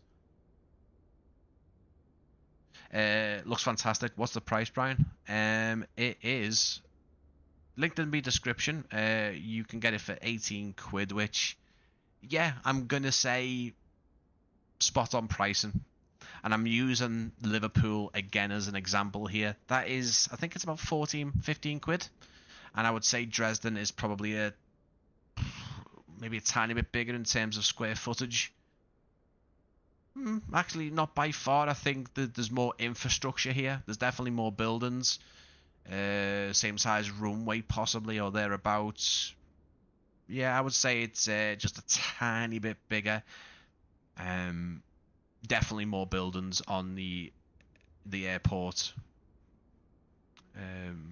airside and landside, than Liverpool. So £18 I think is a very good price point. I think it reflects the quality and the amount that is going on here. Again, I think 15 upwards. I think £15 upwards is now is kind of, it's starting to be the starting price. Some things you do have to look at and sort of say maybe a bit too expensive, and that will just be comparing two sceneries to a scenery to say, yeah, that's a bit excessive. Again, these guys have done what we see from Pyrig. We see MK Studios doing this a lot. You know, the perimeter roads have been mapped in, modeled in. Bit of LOD issue there with these lights. I'm not too sure what's going on there because, ooh, maybe a bit of conflicting. I don't know. Interesting. It shouldn't be that way around, because if we do just, you know, if we just zoom out a bit here, that is fully visible how it should be. Now, I've got a feeling this. So if you've got enhanced runway lights or enhanced airport lights by flight simulations, then anything that's not using its own custom lights will be replaced. So if it's using the default lighting that you get on the sim, then it should be replaced. Now, these are definitely flight simulations enhanced runway lights, because you can tell with all the wiring and the really nice detail. But it does look like the enhanced lighting is conflicting, which is a shame. I do want to check up on that. In fact, I do want to check that, and I'm pretty sure you guys also would want to see it as well. So I am gonna dive out. I apologize for doing it, but I think it's necessary. Wrong settings.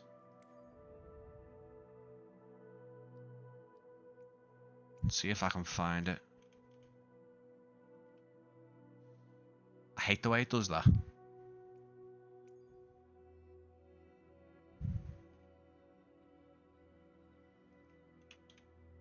Is it called runway lights? Enhanced runway lights. There we go.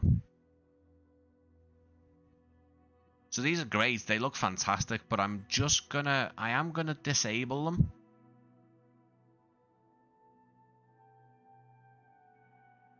It also could be potentially the photogrammetry.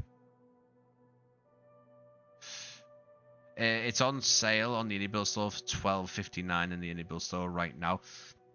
Obviously, I can't really dinghy you guys for passing on that information. Obviously,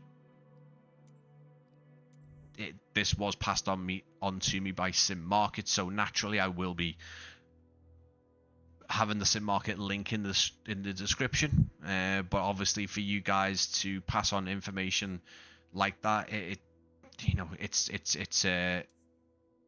helping the community. So I it is what it is. So, yeah.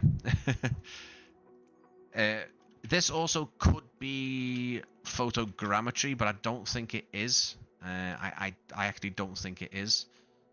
Interesting. We've also got one here. It's a Just Sim also do one, which hasn't been massively scored well. It's got 152 reviews with a 3.1 score. Not bad, but also not amazing.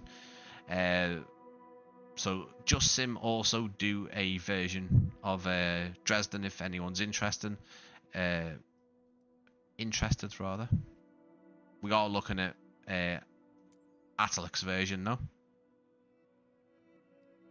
Again, apologies if any of the team from Atelic are watching, or if anyone knows. If I'm saying it correctly, fantastic, but I am just going from what others have said in their videos, and maybe they're saying it wrong as well. Atelic, Atelic. It does look like Atelic because yeah, but yeah, I apologize if it's the wrong pronunciation. You know, the many times of getting Pyrigi's name wrong. Again, I don't know exactly if that is the correct pronunciation, but I've always said Pyrigi. Apparently, I get Jevietsky's correct, though. That is actually the right name. The pronunciation is Jevietsky. Again, I'm going to turn off chase plane to do this because I haven't got any of the drone key bindings spot on with that one. I haven't set it up. Let's just head back to the approach lights because I am very, very interested to see if this was a conflict. It seems to be a conflict, yeah. But oddly enough, there was like a square, not a square tube. That doesn't make sense. But you know, there was like a bridge, wasn't he? Like a bridge heading off all the way out here. These you can tell on the flight simulation stuff. You can see now the difference between the enhanced airport lights and the flight simulations ones, which you just seen before. They actually look very, very, very outdated. They're disabled now just for the sake of it, but it does look like if you have got the enhanced airport lights turned on that they might conflict even with others. So that is a thing, guys. Just keep that in mind. Again, the maybe it's the autobahn, it's the motorway here has been nicely modelled in. You can also see this factory here. Don't know what factory it is, but you can see that this is actually photogrammetry. It was weird because I thought this was a model. I thought this was actually modelled in by the team doing the airports, but it just actually shows. Okay, it's not like a 3D model, like you know the 3D modeling of points of interest and stuff, but the actual photogrammetry quality is pretty good. It is pretty good. But yeah, we can carry on. As I say, we are looping around in a clockwise formation. The approach lights, and then we've got this kind of airport access road. You can see that the again the motorway is being modelled in all the way around the airport. Love to see it. Again, fence all the way around the airport perimeter. Some maybe some weather apparatus, something to do with the ILS and stuff like that here. Don't ask me what it is. I don't claim to know all of what all the stuff does, but it's been modelled in very nicely. You can see that even the smallest antenna is there. Wires and cables.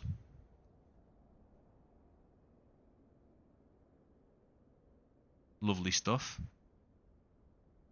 Some sort of custom foliage around these buildings here. I'm not too sure. Maybe some kind of ground vehicle tower, or sort of like a ground tower operation sort of thing. Maybe something to do with the fire station. I don't know. I don't think this is the fire station. I think it's just a a technical building, a utility building. Again, ground clutter, fantastic. This is what you like to see. This floor texture in here is just completely, it's unmaintained. Well, not unmaintained, but it's not like the runway and taxiways over this side, is it? It's very beaten and worn down. Lovely use of texture in there.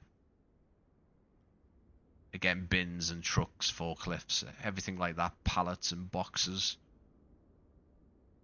Just, it adds to the immersion.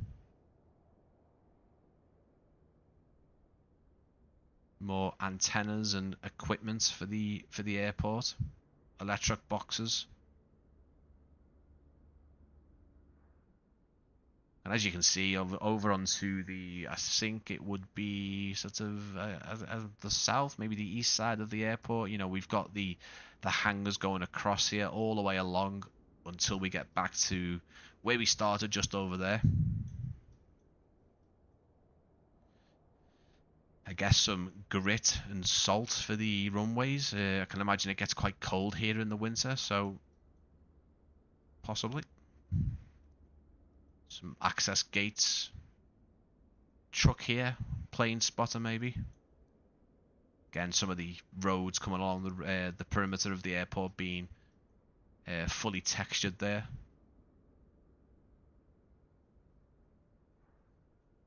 And again, I think just diving ahead before we even sort of checked out the hangars and the terminal, I think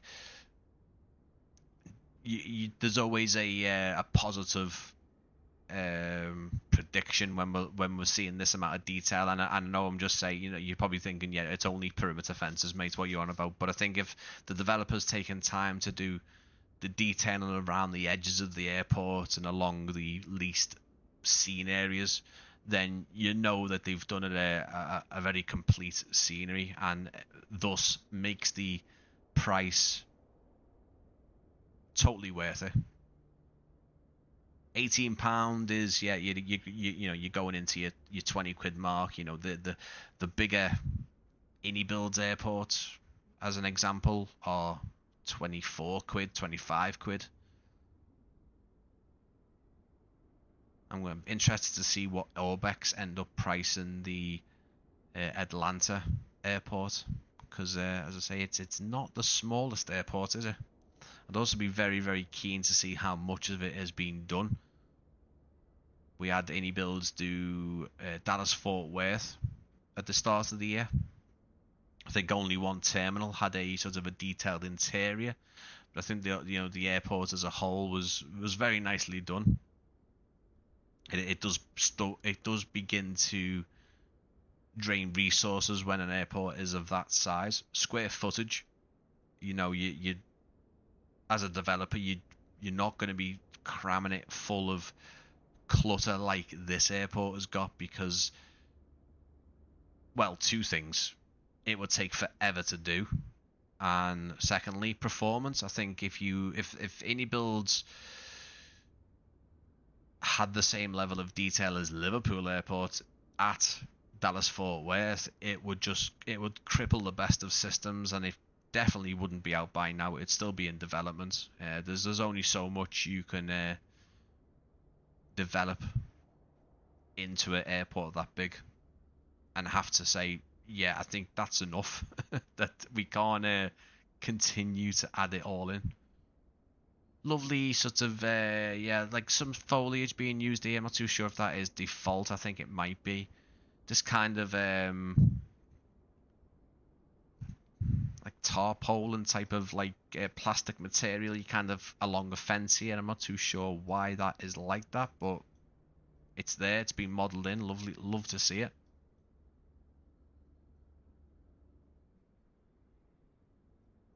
Like I said, this is getting on to about a month old, this scenery, so it has been out. It has been out for a bit, but it's still it's still fairly new for a scenery add-on. And hope by me doing this, it gives everyone else a bit of an opportunity to see it up close in more detail, and whether they've been waiting to potentially buy it and haven't bothered yet. Just have a little look in as we go around the edge of the airport, just to give you a better idea of sort of flights. So you got your I would class it as a shuttle flight potentially. Dresden to Frankfurt they were using the A321 for that particular flight. Interesting. Air Baltic to Munich. TUI use 737 MAX 8 within Germany. A lot of domestic flights into Dresden. Tvet on what airline is that? Air Montenegro. Why is that Tvet? And you've got the Embraer 195, Frankfurt Munich with Lufthansa, Antalya with Sun Express, Palma de Mallorca with Eurowings, of course. Flights to Zurich on the A220 with Swiss, Dusseldorf. A lot of domestic flights from Dresden, and it seems quite a sort of a similar day on each day by the looks of it, without jumping forward or backwards too much on flight radar.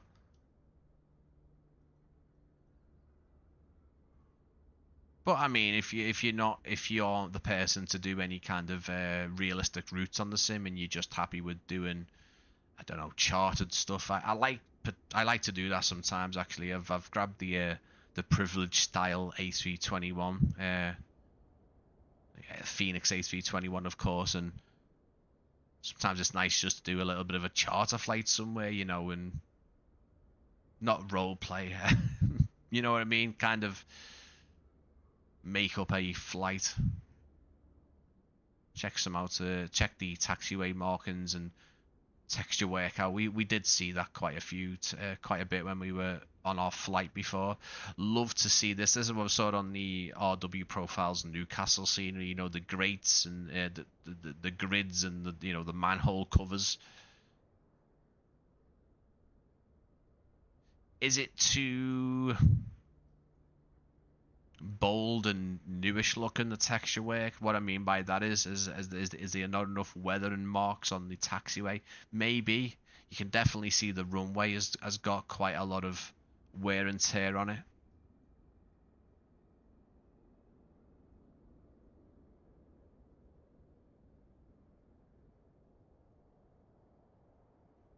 Pretty nice. So now we're kind of into the infrastructure. Hangars along this side of the airport with a lot of outbuildings as well, which is quite nice. I haven't seen any auto-generated stuff in this vicinity, which is good to see, because I think other developers would just, especially something like this, maybe use an auto-gen building. These don't look auto-gen, they look handcrafted. They look like the the real buildings. You know, you can spot a an auto-generated default build a mile off.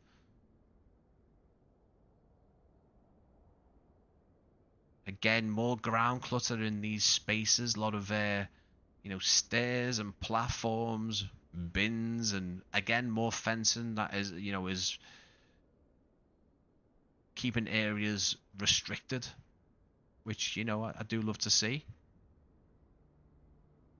Lots of handcrafted 3D buildings being put into some of the more obscure areas, which again could easily be oversighted just because they're not needed. So it is nice to see. I'll have a little look at the night lighting towards the end, guys, and kind of double back on some of these buildings, but can't complain with the detailing on this one. This is kind of what I was trying to get at. You can see this very old looking building here as well. You can see the plaster work has come off the sides here. Again, like I said before, I'm not criticizing the texture work. I'm saying that there's some buildings that the guys have really, wrapped really well with pretty nice, high quality textures, and then some that they've just maybe slapped on for, quickness and maybe just to keep performance again nice. But it is nice to see that all these buildings are, 3D modeled by the team and not just a quick sort of, there's a little shed we can pop in from the SDK and call it a day with that. Definitely appreciate the work there. Massive thank you to everyone for coming in. Massive thank you to everyone who's stayed with the live stream as we flew in, started from Frankfurt. Really appreciate it. There's everything has got its place. Cars, and look at this big massive. I don't know what this is. Very intriguing. massive big air duct of some kind that I don't know. It's incredible, really is. And then there's this massive big hangar here, a one of several, one of a few.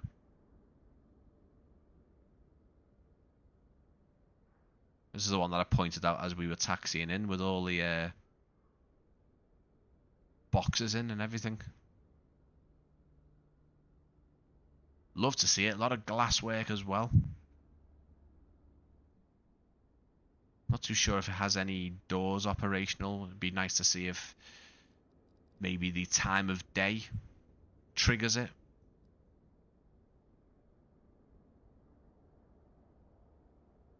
Doesn't look like. Night lighting is a bit... I don't know. I mean, maybe the lights are like that, but I would usually think that these spotlights on the ceiling inside the hangar would be a bit more powerful. You can see the sort of the texture work a bit better on the side of this with the sun.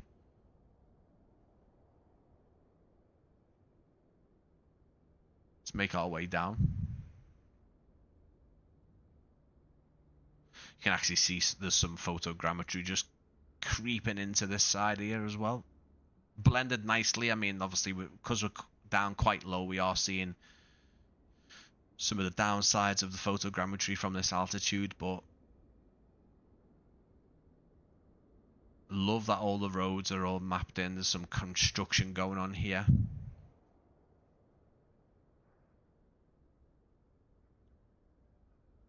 Here's another hangar. I think that they mentioned that there is a interior to this one. I don't know. They did mention maybe that's the same hangar company. Yeah, it is. It is, yeah. Very nice. Bit of a gap in the airport infrastructure here. Some more photogrammetry, and as you can see, the perimeter fence is on, carrying on again. This looks like the fire station. Lovely stuff. Bit of a partial interior. You can see the fire engines in there. Custom modelled with a Dresden International on the front. Lovely stuff. Let's have a little look at the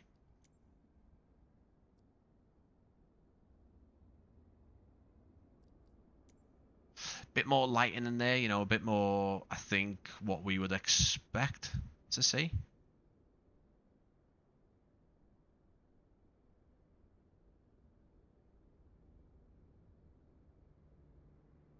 Don't know if that's a little bit of a sign of an auto-gen building there potentially, because it does look like one. Yeah, I think that is auto-generated, but honestly, I that doesn't. Yeah, I mean, it's a bit odd because it's almost like the photogrammetry hasn't extended to that. Interesting.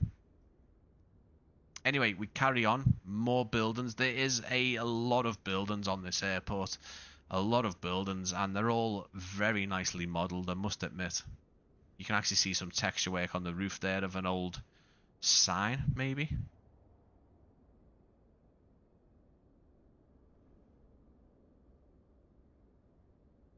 Some more ground clutter and vans and cars of the workers. Massive big hangar here as well.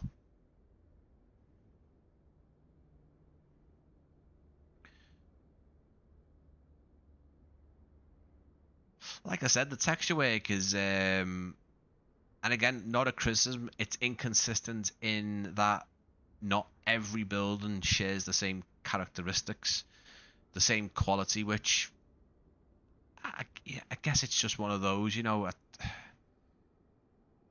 Some buildings are a bit more important and a bit more, I guess, worthy to have the better textures. It's just some buildings are not as high definition, is what I'm saying. It's not a bad thing. Like an old sort of control tower, maybe even I don't know, is it a helicopter base potentially. I think it is a helicopter base. I think it's a rescue helicopter base.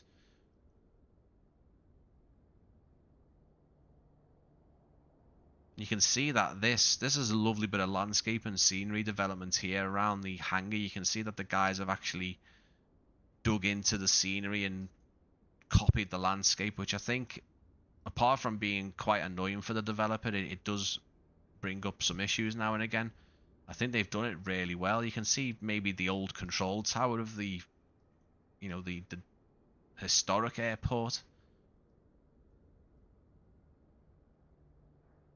More barriers and fencing and roads, you know, looping round. There's actually a bit of parallaxing inside this. In fact, that isn't parallaxing at all. That is an actual interior.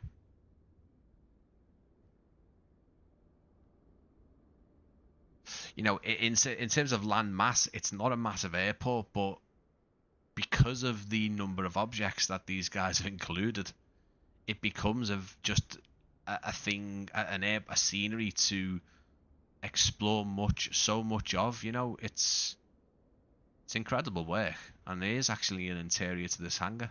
Massive, one of the biggest hangars I've seen with an interior, definitely. Wow.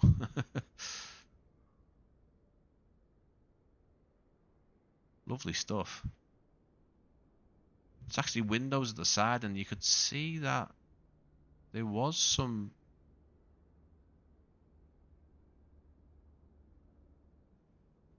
Yeah, there was. I saw there's a window you can see all the way into there.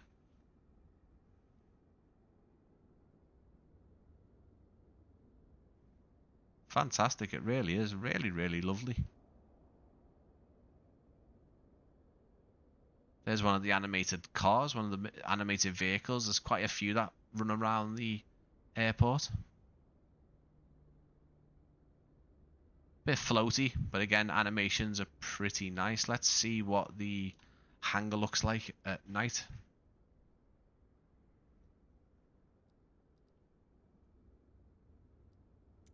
No, wrong one.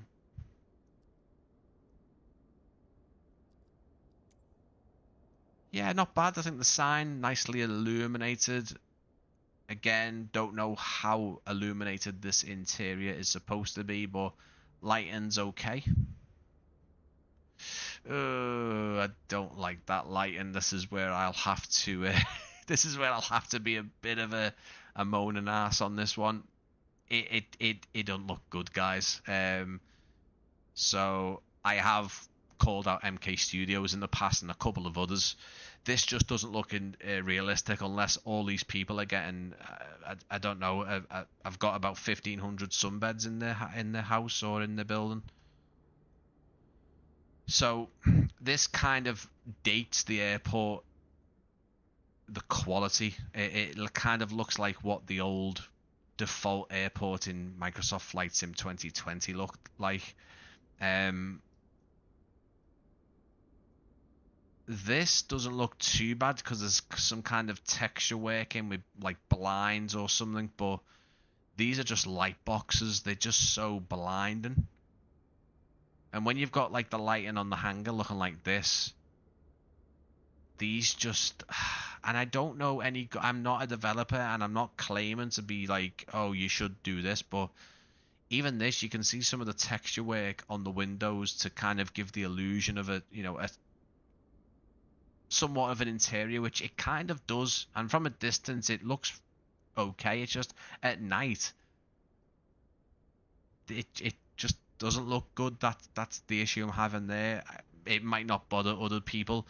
The thing is as well, and I love the detail about not having every window lit up. Like some rooms might be illuminated, some might be closed and not being used. So I like that little small bit of detail where it's like, not every window should be illuminated.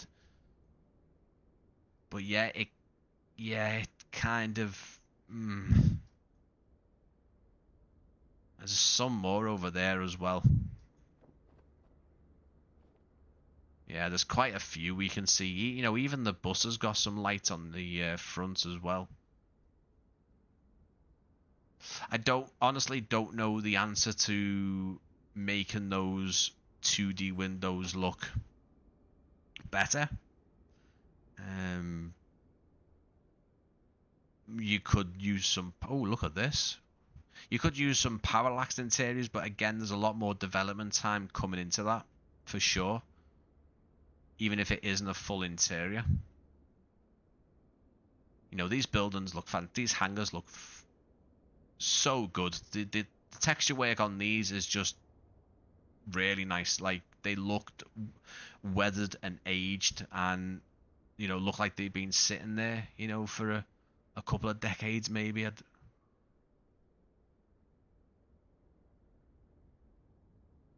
Oh, look at that. Hey, that was an A340. I think it was a 600, wasn't it? I love just as I said before, the amount of objects and the amount of buildings that these guys have included. So is it a DC? Is it a DC3? DC6? I'm terrible with this. Is it a Dakota? Is it a Dakota? It's an old lofty plane. Very nice static model, definitely. You know, I love that that's just there, something easily forgotten about. But you know, this is what I was saying, guys. Is what I was saying about people who are local to Dresden, who are flight simmers, of course, and have been waiting for a really good Dresden airport. You know, this is it, and this is one thing I think. You know, we were saying to George and a couple of the teams at InnyBuild doing Liverpool, you know, please make sure this is included, and we've got this, and please make sure that's included.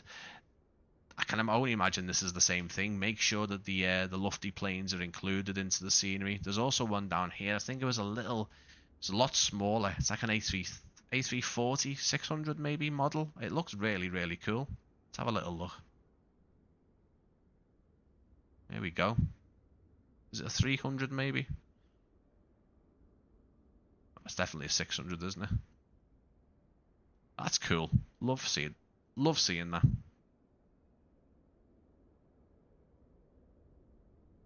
Nice little detail. Again, you know, foliage, fences, objects galore, a lot of things, stairs on the side of the buildings, the drain pipes coming down, the lights on the side. You cannot complain with how much is in this scenery. All of this over here as well, car parks. Let's just have a little swing by and see what we've got down here.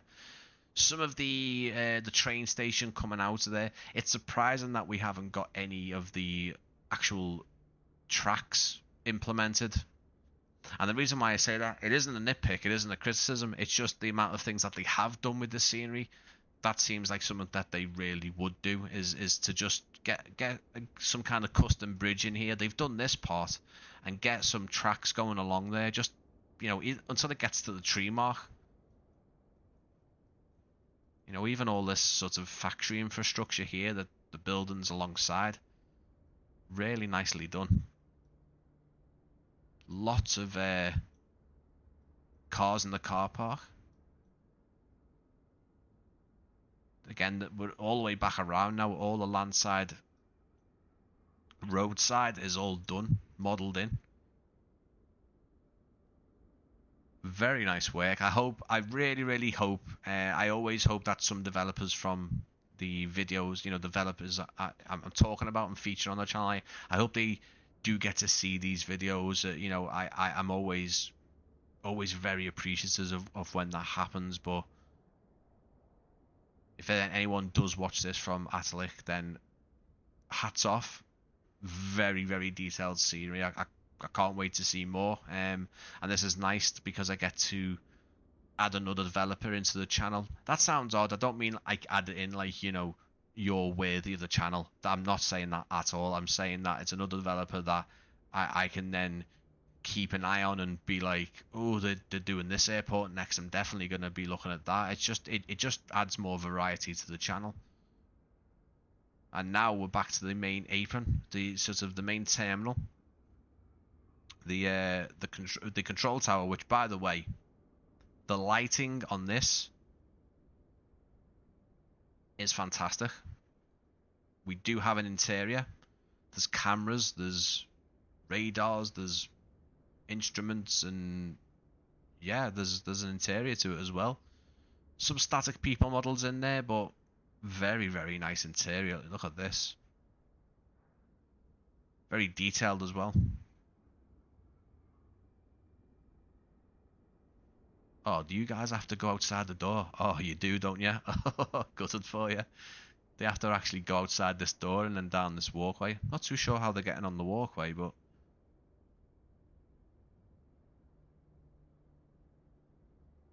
surely they don't. Surely there's another way to get down.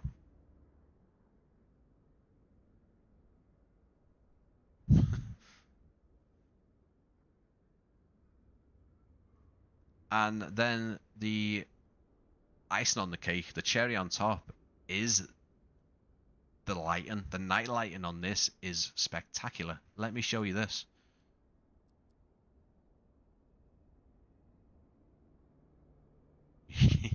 Apart from these little baked lights that I showed you, I didn't like too much before.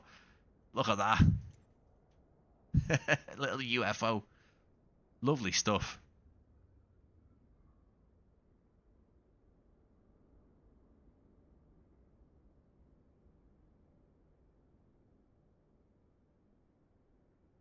Nicely illuminated again. Apart from, you can see quite a lot of it here. It's just for me too bright. Even this is probably too bright, but this, yeah, it would be my only sort of real criticism with the scenery is these baked lights. This here, this is probably, I know you probably don't think so, but I think this is a bit more preferable. That for me is a bit more preferable. It doesn't look, this does look like a 2D light texture. These ones over here look like there's an actual light behind them, which I totally get. But these, just because of they're not blazing lights, they just look a bit better. But again, that is my opinion. People might be like, yeah, listen, I don't care about those lights. They don't bother me. But yeah, that would be my only criticism. Me personally. Everything else is a subjective opinion on my behalf. I mean, some buildings, as I say, are a bit less textured than others. I mean, look at this. Like almost like a custom sort of caged, you know, before they come in, trucks and stuff being checked almost, I guess. Very nice work though.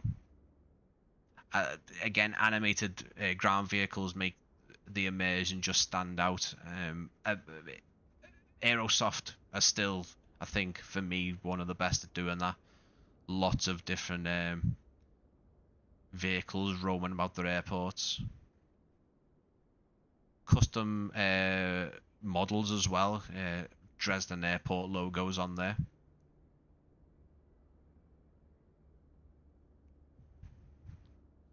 Like I said, this has been linked in the live description if anyone wants to check it out. It's over on simMarket. Big massive thank you to simMarket for the opportunity, as always, to bring you these scenery kind of, I guess, reviews. I hate to say reviews because I don't think I'm sort of giving you guys like an overall score at the end and saying this is what you should do, this is it, this you should buy this, you should not buy this. I guess review is sort of the closest though. Some floating cars in there. I think just 2024 in general just seems to have this thing about floating gates and fences and some objects. Multi-story car park, very apart from that roadway there, that's a bit, yeah, but yeah, that isn't a criticism, that is just a observation. Not really bothered about that. Some interior here as well to the actual car park, love to see it. This is where people will be heading over to the terminal. Lots of glass work as well, love to see it. You know they have a soft spot for the sort of the glass and metal when it's been done right. You can see that this has been done nicely. There's a distinction between the frames of the bridge here and the glass that's in between it, just by a little bit of a tint, like a bit of a blue tint. You can see that. Again, architecturally, this is it's quite impressive. So some rotating doors there. Love to see that. Some people waiting outside, buses and signposts.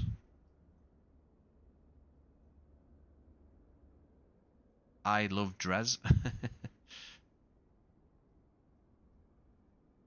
Nice crisp and, you know, nicely textured signs as well there. Let's go back onto the walkway. This guy is leaning like Michael Jackson. Look at his hoodie. I don't think I've seen a static model with that kind of detailed hoodie before, I must admit. There he is again there. Wow. And here it is, guys. Look at this. Very unique. And textured, you know, not so much textured. Again, it's all very nicely done. Modeling wise, it's impressive. I am probably just comparing it to others we've seen down the line. But the fact that these guys have done this whole hall interior with the gate and stuff, it is fantastic work. Don't think this is going to be avatar friendly because it looks like the camera. We can usually test that by glitching the camera through the floors. I don't think we can send our avatar through here. Bit of a shame though. There's a lot of variation between the floors, and you know, there's some escalators and lifts here.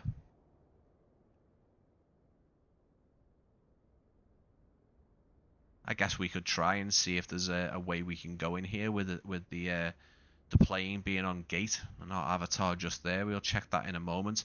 If we go down here, we'll see that underground train station has been modeled in. Fantastic work to kind of get this all the way down as well. Lovely stuff. Ticket machines look great. Can dive back up there with the drone camera.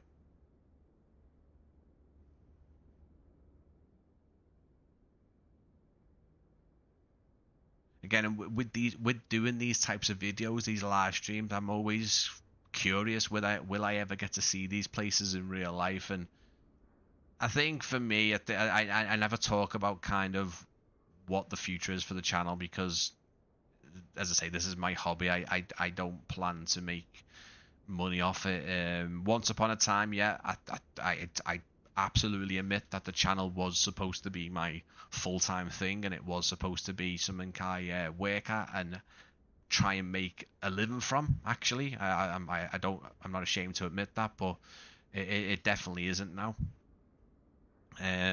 But you know, if this channel gives me options to go to real airports and see them for real, then yeah, that's for me would be the dream of the channel. Would not be sort of to have all this fame at all.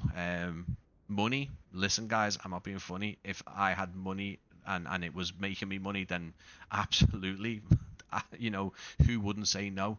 But I think for me, I'd really love to go and visit these airports, especially Stuttgart. I'd love to go to the visitors balcony at that airport and just be on that balcony with my camera doing some plane spotting.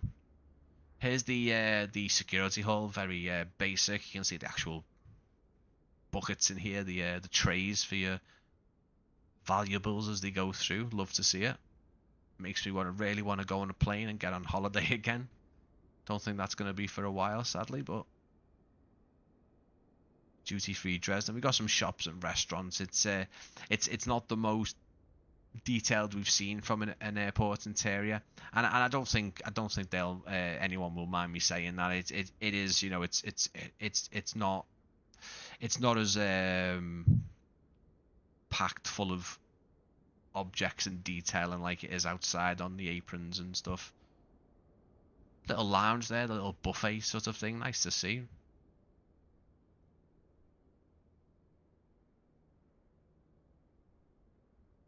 Static people, they're nice enough. I honestly don't know what this guy's looking at.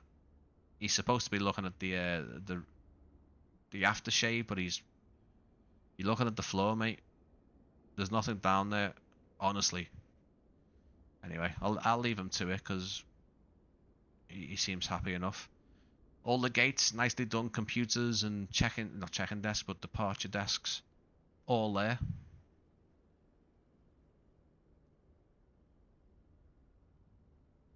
And then we can have a little test. Let's see if there's any collision. I don't think there is, based on the drone camera's behavior, but we'll see. Oh yeah, I forgot we were in the Phoenix. Can I just drop out the side of the Phoenix, or has it got collision on the doors? It has actually got collision. Nice. Oh, look at the Lufthansa livery here. Okay, you're gonna make me thingy then, aren't you? You're gonna make me turn it on.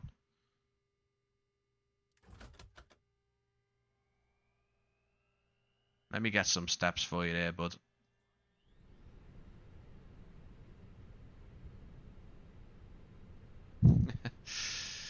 I do love it. I do love that oh, now you've chucked me out the plane. Fair enough. Jesus Christ. There's one of those ground vehicles there. And there's just a bit of a different perspective for you guys to see the airport from sort of the apron. So what we'll do, we'll combine this with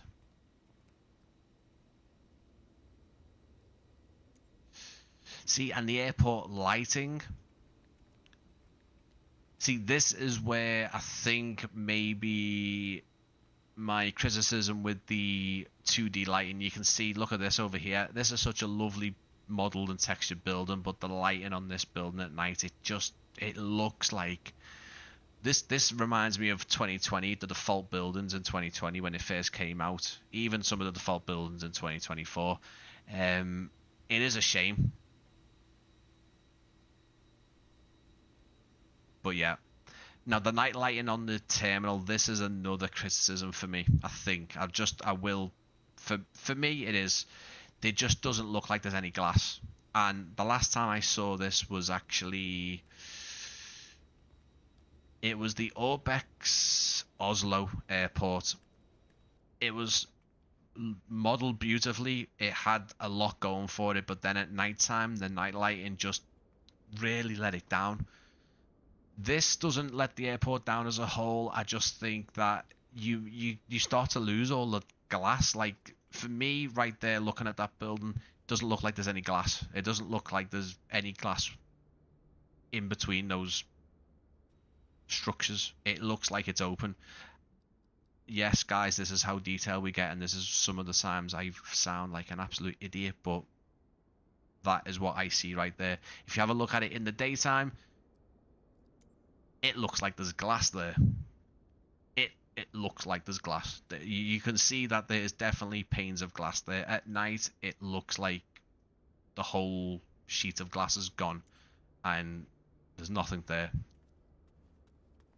I mean, yeah, will it put you off buying the scenery? Probably not, but it's just for me to point it out to you guys and say, listen, like, you are getting, look, you can see the reflection off the window there. Has it got any kind of collision? Unfortunately, we're not going to be getting up into the terminal, sadly. I will ask a developer at some point what it takes to do the collision on things, because it'd be interesting to see if it adds any considerable development time onto the development time. Be interesting to see if it does take a lot. I mean, you don't need to put collision on everything. That's the thing. If you want to be able to walk in a upstairs or anything, you'll need some on the stairs, for example, or you would need something on the floors above. You don't really need to go mad and put it on every single wall or every single object. But just if you're curious, this isn't avatar friendly. You can walk at the bottom of the airport and into sort of arrivals and sort of the by the revolving doors you can get into, which and then yeah, okay, we're stuck, and then you can fall onto the yeah.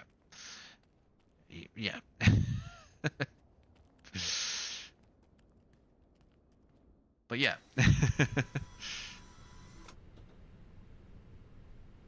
And that is it, guys. I hope you've enjoyed this flight over to Dresden from Frankfurt, which is probably one of my really smooth, and actually the landing wasn't too bad, I must admit. I'm impressed with that landing. I just wish I knew the score of that landing. You can get this over on simMarket. We are live, or rather I am live. I keep on saying we, there's no other we here. I am live again on Thursday. We're going to be taking a look at another airport, just not as detailed. The main focus of Thursday's live stream is a full flight. Bit of a longer flight. We'll be taking the JetBlue A320, Phoenix of course, from Orlando in America, over to Nassau over in the Bahamas.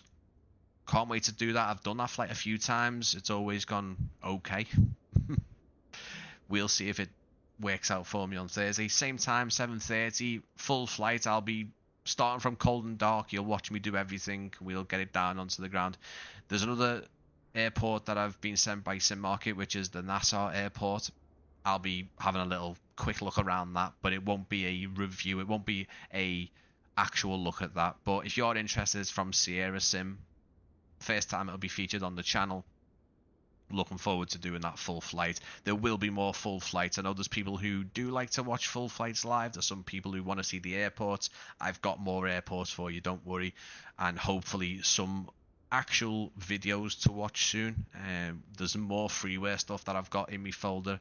More documents made up with every bit of research I've done. I've been flicking through all the freeware stuff. I've even got some default stuff, some in Germany, that I'm going to be showing you guys. Some of the stuff that was added to world updates, last year, 2 years ago, when 2024 first came out, when 2020 was out.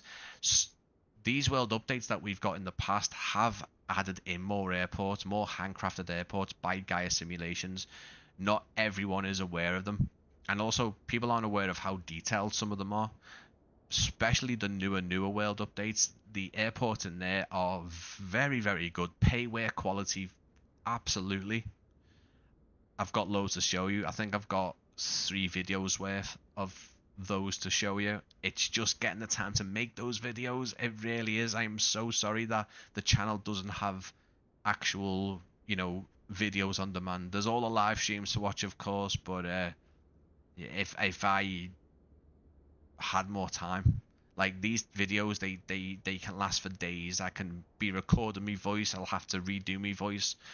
Record all the footage is quite nice because I don't have to get creative with those shots as like the cinematic and trailers that I do.